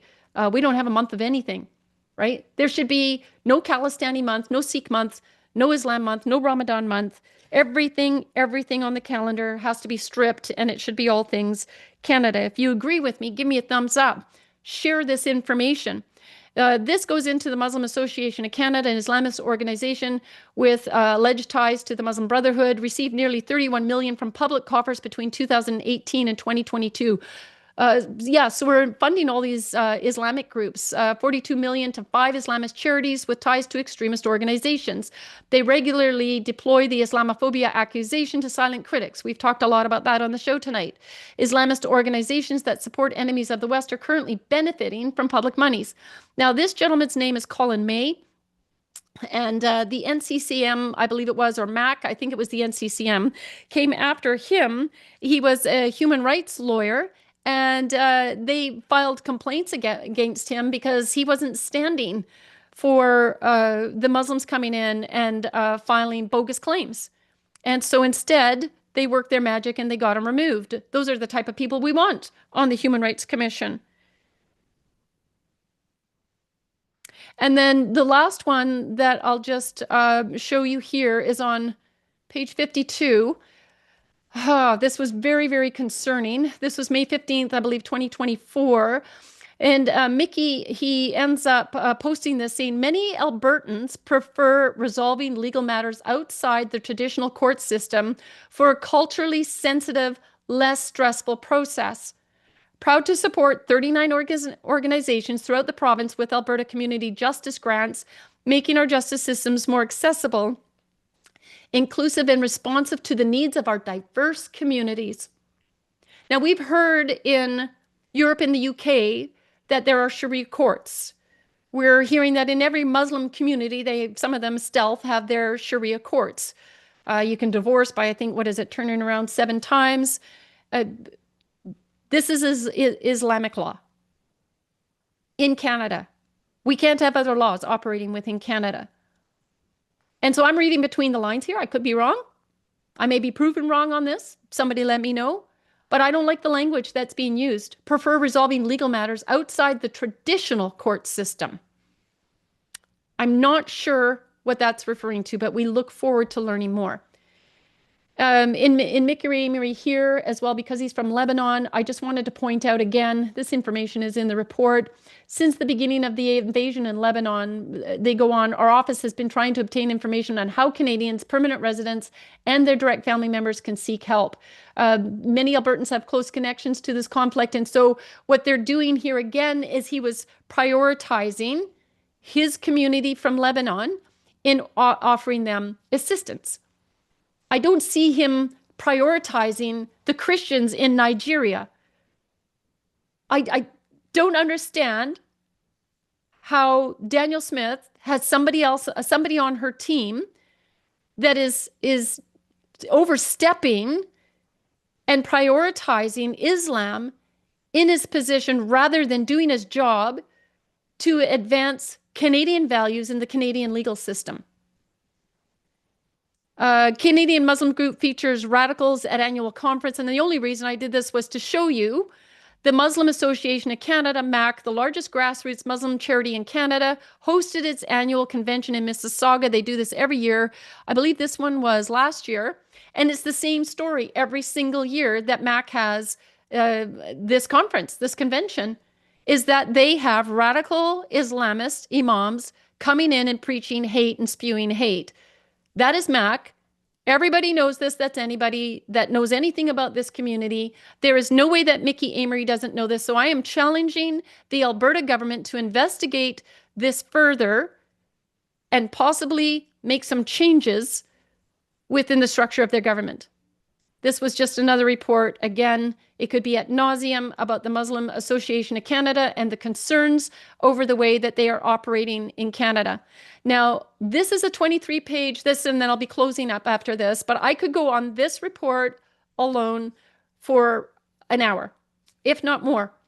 And this report has been delivered to Daniel Smith in a binder, about 3 inches thick, with all of the information printed to support our concerns. Again, we're addressing the Muslim Brotherhood, as it is a transnational Sunni Islamist movement that seeks to implement Sharia Islamic law under a global caliphate. I've many times before mentioned this quote from the Muslim Brotherhood, who say that they want to sabotage our miserable house by our hands and the hands of the believers so that it is eliminated. And they do that by stealthily coming into government positions and advancing the cause of Islam. Muslims are weaponizing the term Islamophobia. I've mentioned that throughout the report. Political entryism I've mentioned. Workplace accommodations we've spoken about. Halal products. I have also covered in this report the concerns about the funding of terrorism. I provide links and information. And like I say, one day I hope to make this public so that you can make this available to other elected officials. I targeted Alberta. I could target any province that I wanted to and come up with this information. You could do a deep dive report on Manitoba, on Toronto, on Quebec, and you can see how Islam is actively advancing in every single one of our provinces. So the terrorist organizations in Canada, Justin Trudeau was very, very aware of all of this. Back in 2017, I wrote the report, The Rise of Political Islam. It's on our webpage. And I sent it to every single MP at the time, 338 of them. And I said, you are complicit with treason if you vote in favor of motion M103. And the majority of them voted in favor of motion M103. Every single Liberal, NDP, Green. I can't recall the Conservatives, but I could look that up. And here, I mentioned it right here, actually, the report, and I've provided that to Smith. So, oops, and went right into the report. I'm just going to scoot back down. Apologies for that. It was a slip of the hand. I've just got a couple of pages that I want to cover here. Get back up to page 14. So if you're getting dizzy now. Okay, we talked about the halal meat. In 2024, the Alberta government closed 7 unlicensed Muslim-operated facilities involved in illegal animal slaughter. And I wanted to mention as well, actually that's up on page 11, is that the...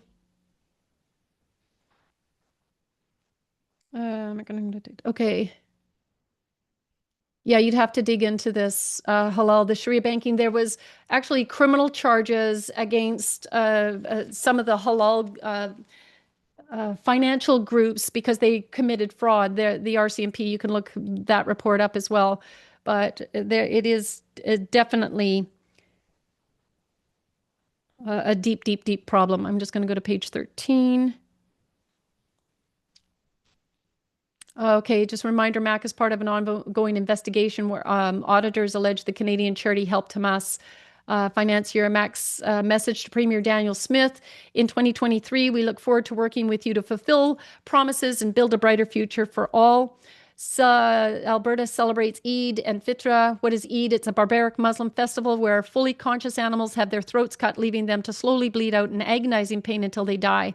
Daniel Smith, a quote from her is, with more than 200,000 Muslims in Alberta, Eid al-Fitr is an opportunity to recognize the important contributions of Muslim Albertans to our province and how these contributions enrich our communities. Now, do you remember at the beginning of the show, or part one of the show, I end up talking about this worldwide concern about the way that terrorism is entering, and it is by so many political figures accommodating them because they're getting something in return. Is it votes? Is it money? What is it?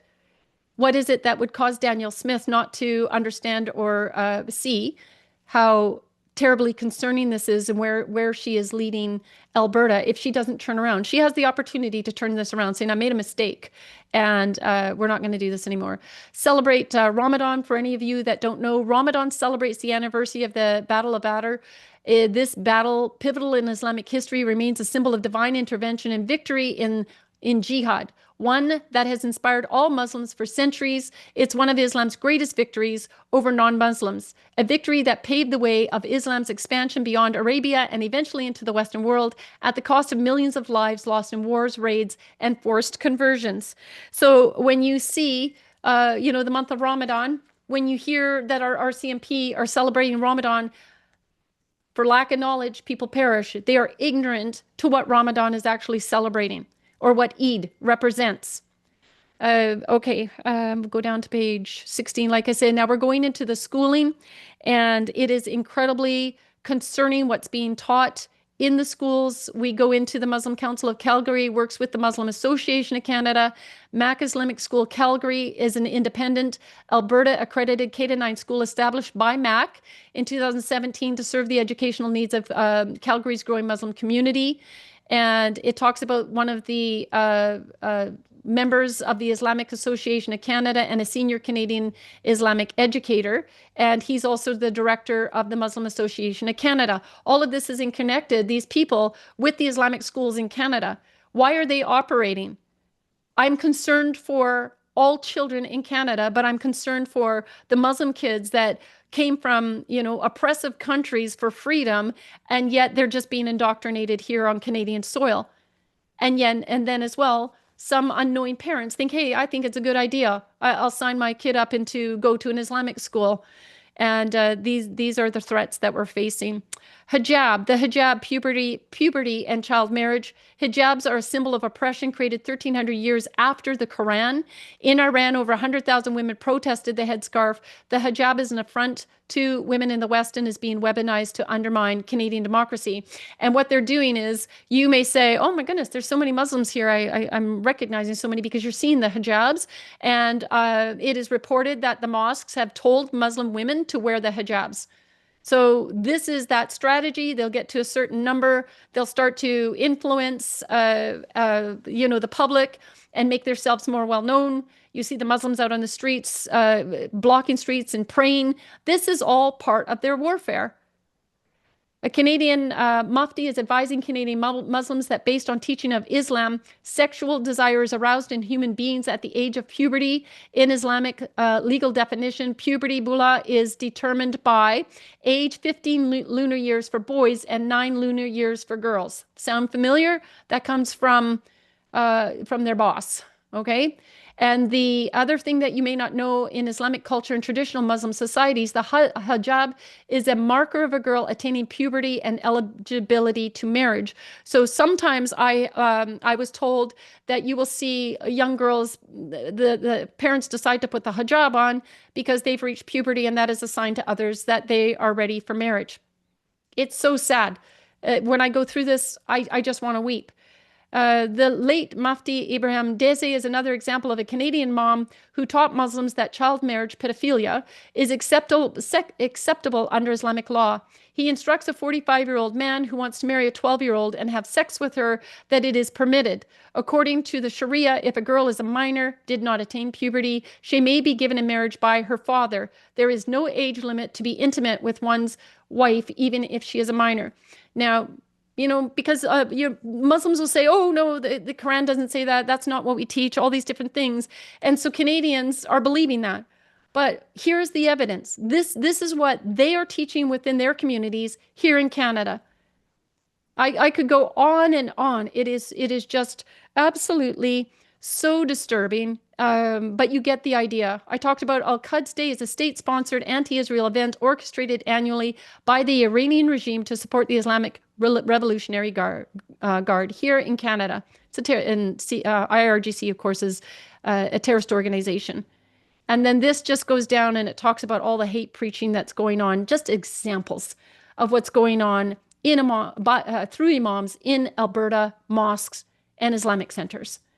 So it's like, please, Premier Smith, make no mistake, if you think that you want to continue to fund the mosques and support the building of more mosques and Islamic centers, can everybody just take a look at this and take a pause? Can we have some conversation about this before we allow them to put more mosques in communities? I understand what's going into Edmonton. There's a report that they bought land in Calgary. Unless you are busy going to the city council meetings, you're missing all of this. You have every opportunity to gather people. I just got a wonderful email this morning from our chapter leader in Oshawa, and it was regarding the densification that was going to go on, and 8 people showed up to be delegates. 3 of them were our chapter leaders. And by the end of it, they had convinced city council that densification isn't a good idea. And we won. We've got more stories like this. But if we have 50 chapters compared to 400 chapters, think about what we could be doing as a nation if we coordinate and work together. So I will just close up here. It says, judge rules immigration to Canada is not a right. And that is exactly, it had to do with a Hindu woman was fraudulently trying to become a Canadian citizen. And we know all the reports. I was listening to one the other day, and it was talking about what's going on in India right now. They've got like 10,000 offices, and it has become a huge business to help Hindus, Hindus immigrate to Canada, probably America and other places, fraudulently by work in the system, by even just getting in here as a student and then disappearing. And so that's why, again, I say we need a massive moratorium on immigration, like immediately. And we need to deport at least 3 million people, like yesterday. So in closing, there is I realize there's one more thing that I'm going to cover. But if you go to current issues and under political Islam in Canada, you'll find many of our reports and resources, the petition that I've spoken about. This video will end up on that page as well. Now I was going to do this at the beginning, but I saved it till the end. You may or may not have heard about the breaking news here in Surrey, and that the mayor of city is calling a state of emergency because of the Hindu and Sikh gang extortion crisis. And there has been something like 38 shootings since the beginning of the year. And I had posted this on my own X account the other day, and she had called out to Mayor Carney for an extortion czar. And I clearly said, we don't need an extortion czar. We need to shut down every Hindu and Sikh temple. And then a couple of people came back and said, oh, I know nice Sikhs and you've really offended them and this and that. I'm like, well, it doesn't change the facts that they, inside their temples, they glorify terrorists. They have pictures of them in their walls. We have the second largest Vaisakhi parade in all of the world here in Surrey. And they had these terrorist pictures on the floats. There was a big, lot of opposition about it. And so I don't go to them. There's like 100,000 people that show up at these events. And so they're well known to be supporting terrorists. The Sikhs are coming out all across Canada with their swords. In Vancouver, there were events where they're burning a picture of Modi. The Hindus are attacking, the Sikhs. The Sikhs are attacking. I don't want that here. Go home. Go back to your country. I don't care if I've offended you. You guys are offending us. We built this beautiful country and you're ruining it. And if I have anybody else that calls me and or contacts me, not too many people have, but I'm just saying, and say, oh, you need to take that down. You've offended a friend of mine and she's Sikh. Well, I'm sorry. I don't want to hear that she's Sikh. I want to hear she's Canadian and she's as concerned about this as I am. And we need to take the steps together to do this. Those communities I don't want to hear anymore that I'm a Chinese Canadian or Sikh Canadian or Hindu Canadian. You're either a Canadian or you're out. You got one foot in and one foot out. You're out. And that's where the line is going to be crossed at this point. So this is the announcement. And Surrey City Council is calling on Ottawa to declare the extortion crisis in Surrey a federal emergency. Mayor Brenda Locke brought forward the motion at a public hearing at City Hall last night, saying the crime and violence has escalated beyond local law enforcement's ability to respond. We have to take a look at an awful lot of things to make sure we're doing this in a very holistic way, because this is absolutely just causing extreme concern, fear, and as has noted, alleged retaliation, and that is just. So I was going to have a report up here as well. If I had, I could do a whole other series on this, and maybe I will. But I never receive a paper, and I received one the other day on Sunday morning. I'm looking at it, and the very top was about this so-called extortion, and it's like Sikh and Hindu violence. Call it what it is, and call them out by name. I'm sick and tired of dancing around who's doing this gang extortion. And it is a community of people. I'm sure the Chinese and the Mexican cartels are in there, but this is specific. And in the top of the paper, it showed all of this, like shooting here, shooting there, shooting here, all these different communities across Surrey. And then below it was another article from Abbotsford. And in 2021, a wonderful elderly couple were murdered. And they had hired Hindu or Sikh, I don't know which he was, and to clean the gutters. And in the end, what happened was he found out that they were an elderly couple on their own. So he brought two others along with them. They had names like Singh and Kirpapreet or something. And they invaded their home, and they used duct tape and duct taped the lady. She's 77 years old, her hands and her feet, and they beat her to death in her bed. Then they took the man and they duct taped his hands and his feet and his face, and they beat him to death. He suffocated, and they beat him to death. These are the kind of monsters that the Liberal government has invited into Canada and are walking our streets. And they want to take away our guns? Are you kidding me? Don't you dare give up your guns. And they're trying to tell us that we can't carry spray as women? I'm not going to abide by that. They're outright telling us that we have every reason to be fearful in our communities from these foreigners who refuse to integrate and assimilate, and their clan continues to celebrate the foreign belief systems on our soil and then can't figure out why there's rising opposition against it. And about 10 years ago, we helped get councillors to the Surrey. This is an ongoing long problem with Surrey. And there was one councillor, I thought she was a wonderful Christian lady. We got her elected. Her name was Lori Guerrera. And on Vaisakhi is around Halloween, and it sounds like a war zone in Surrey. We've seen it in Brampton as well. Parking lots filled with fireworks, garbage everywhere. The parks are filled with garbage the next day. They don't care. They don't care about our bylaws. They don't care about our laws. So it was so bad. And my dog, actually it was 6 years ago, because my dog was in the process. I didn't realize she was dying, and she was having a lot of problems. She had her head buried in the corner. And my dog now is 6 years old. For the last 6 years, she is so fearful. I cannot console her when the fireworks are going off.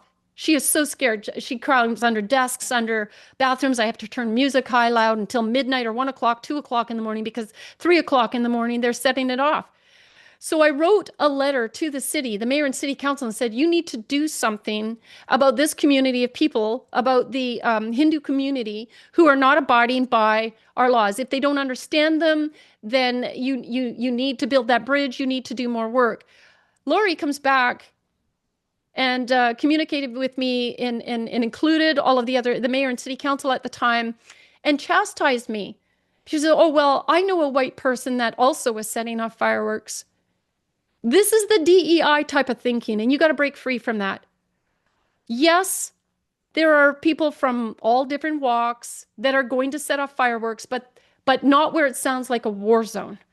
And I think if somebody showed up from the city and fined them, I think that would have been the last time they would have been doing that, because they ended up making it against the laws. It used to be okay to have fireworks in Surrey, but somebody was somewhere along the line ended it for a reason because of the distress that it was causing.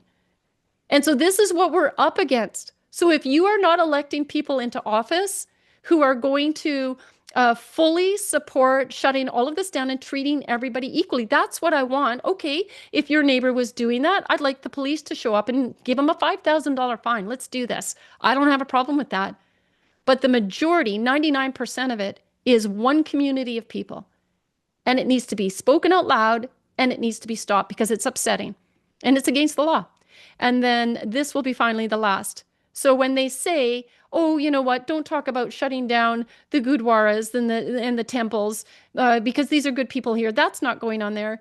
Well, I had to go for an eye exam, and a doctor, he ends up being the son of the father who had got one, I believe it was the Gurdwara Center going. And he told me that he had come home one day. His house was surrounded by police because there was terrorism connected to the Gurdwara. And he wanted nothing, to do with any of this. But take a listen to this gem. Oh, hang on a second. Right, I'll turn it off because he doesn't speak English, of course, but he's making all of these threats, and he ends up, I'll just wait until it gets to that point. He says, intelligence agencies follow us around. They tell us to stop, but we won't. And then he goes on to say, the police can't do anything. Do you think we need the Canadian government? We have weapons, automatic rifles, AK-47s, bazookas, etc. So again, this is from 2023. I sent this report when I saw it on social media that this guy posted. I sent it to intelligence. I've never heard a report, but obviously things are pretty bad for the mayor of Surrey to be saying, that this is now a national, it's an emergency, that emergency measures need to be put in place. I would take this guy, if he's not a Canadian citizen, because he certainly does, he sounds like an import, gone. You're deported, just like that. Start making an example of him. If you want to see this kind of action, then you're going to need to elect people into office who are going to make this happen, and you're going to have to start pressuring the government and the police to do their jobs. Can you imagine what the future looks like for our children? Oh, that was the post that I had created. Okay, so I've finally come to the end of this lengthy presentation. I will post it in two sections. There will be a part 1 and part 2. I think, Terenzi, I'll make that announcement so you can clip it and put it at the beginning. I'm just going to go back to here for a moment. All right, so I've decided, due to the length of the show tonight, to cut up it into two. We're going to have a part 1 and a part 2. Part 1 will focus on what is indeed happening in Canada, but also around the world, building to legitimize that the concerns presented in this report of a heightened nature, and that we need Canadians. This is a 911 call to Canadians to get involved, join Action for Canada, start speaking out, find your voice, stop being censored, stop being quiet, stop being politically correct.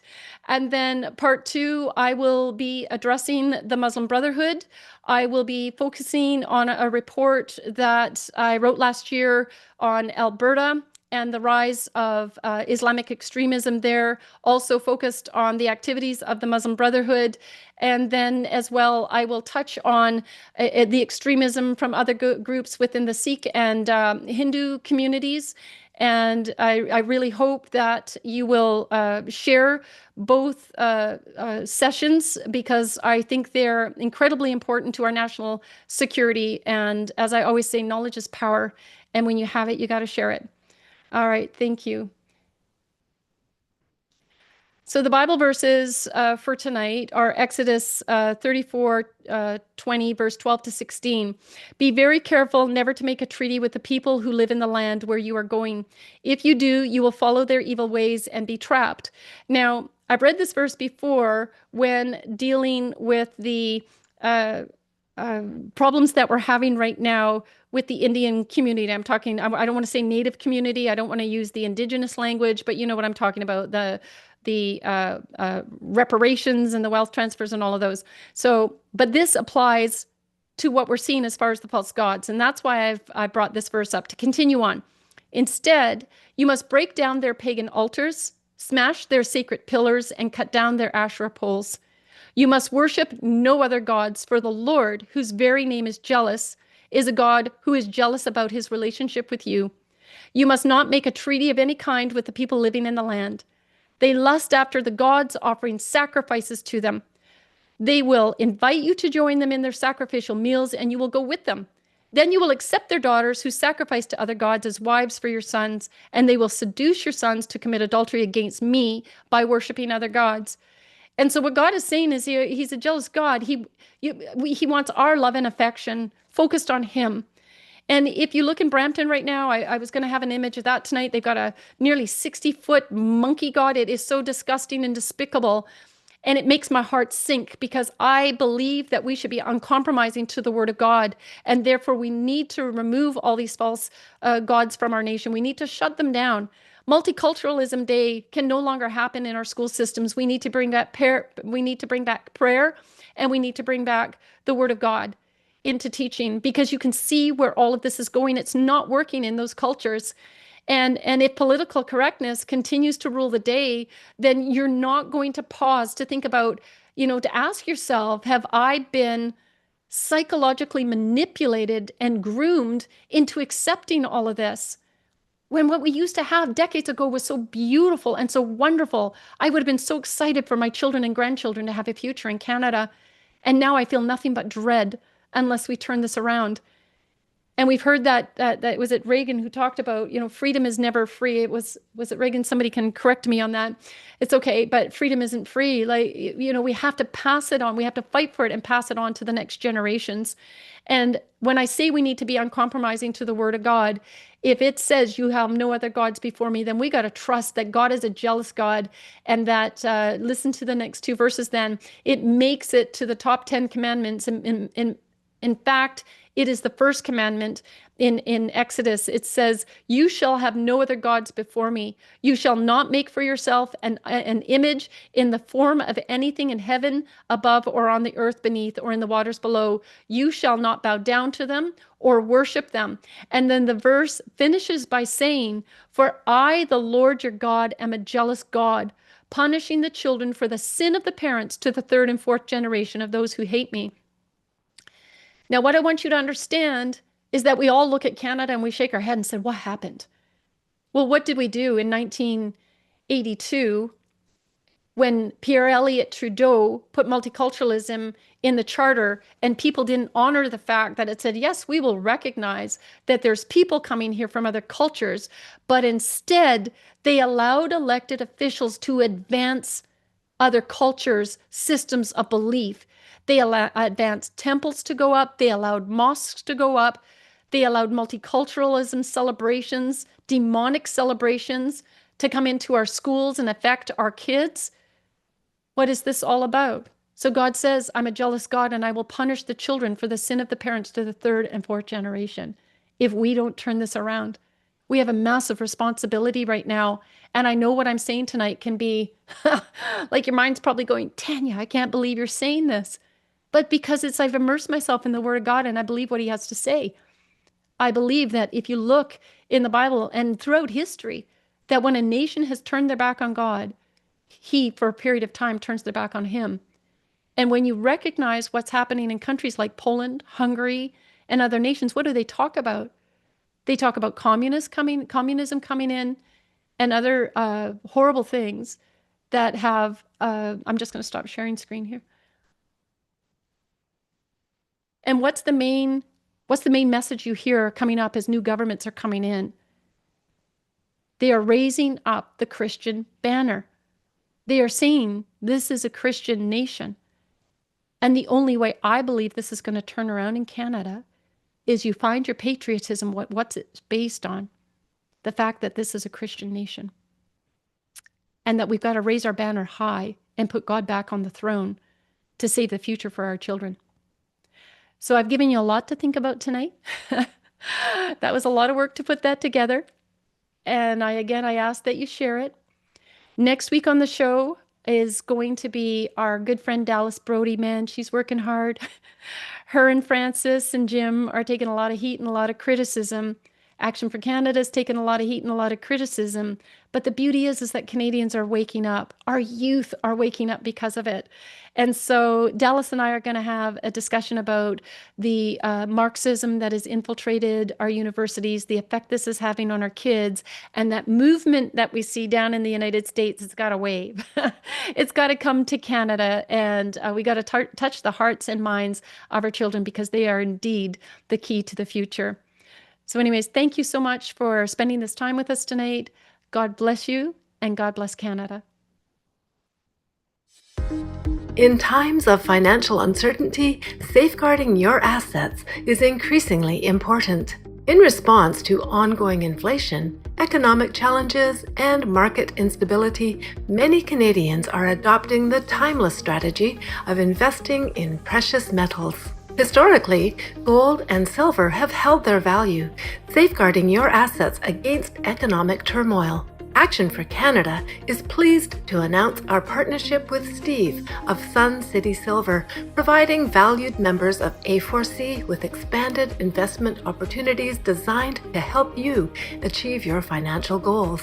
Steve is an ally of the Freedom Movement, and he's offering members of Action for Canada exclusive access to some of Canada's premier prices. By leveraging his connections with Silver Gold Bull, you can access competitive rates for securing your precious metals. Silver Gold Bull is a trusted Canadian leader, offering live pricing 24/7 and boasting nearly 400,000 five-star reviews on Trustpilot. For an order of $5,000, be sure to indicate you're an Action for Canada member and receive a complimentary 1967 silver dollar, courtesy of Sun City Silver. Expand your collection further by referring a new customer who places a similar order, and Steve will reward you with a special bonus thank you gift. Your purchase with Steve is a dual investment. You invest in your future while simultaneously supporting the Freedom Movement with a percentage of each sale benefiting Action for Canada. For more information, be sure to visit actionforcanada.com/purchasing-precious-metals/. Secure your assets. Protect your future. Support Action for Canada and the Freedom Movement. The information presented is for educational and informational purposes only and is not intended to provide financial, legal, or tax advice, as we are not licensed financial advisors, accountants, or attorneys and cannot provide professional counsel. Be advised that the content and information provided does not create a client relationship. We recommend you consult with a qualified professional advisor before making any financial, legal, or tax decisions. Please note that Action for Canada is not responsible for an individual's financial outcome. Remember, your decisions are your own, and we recommend doing your own research before making any investment.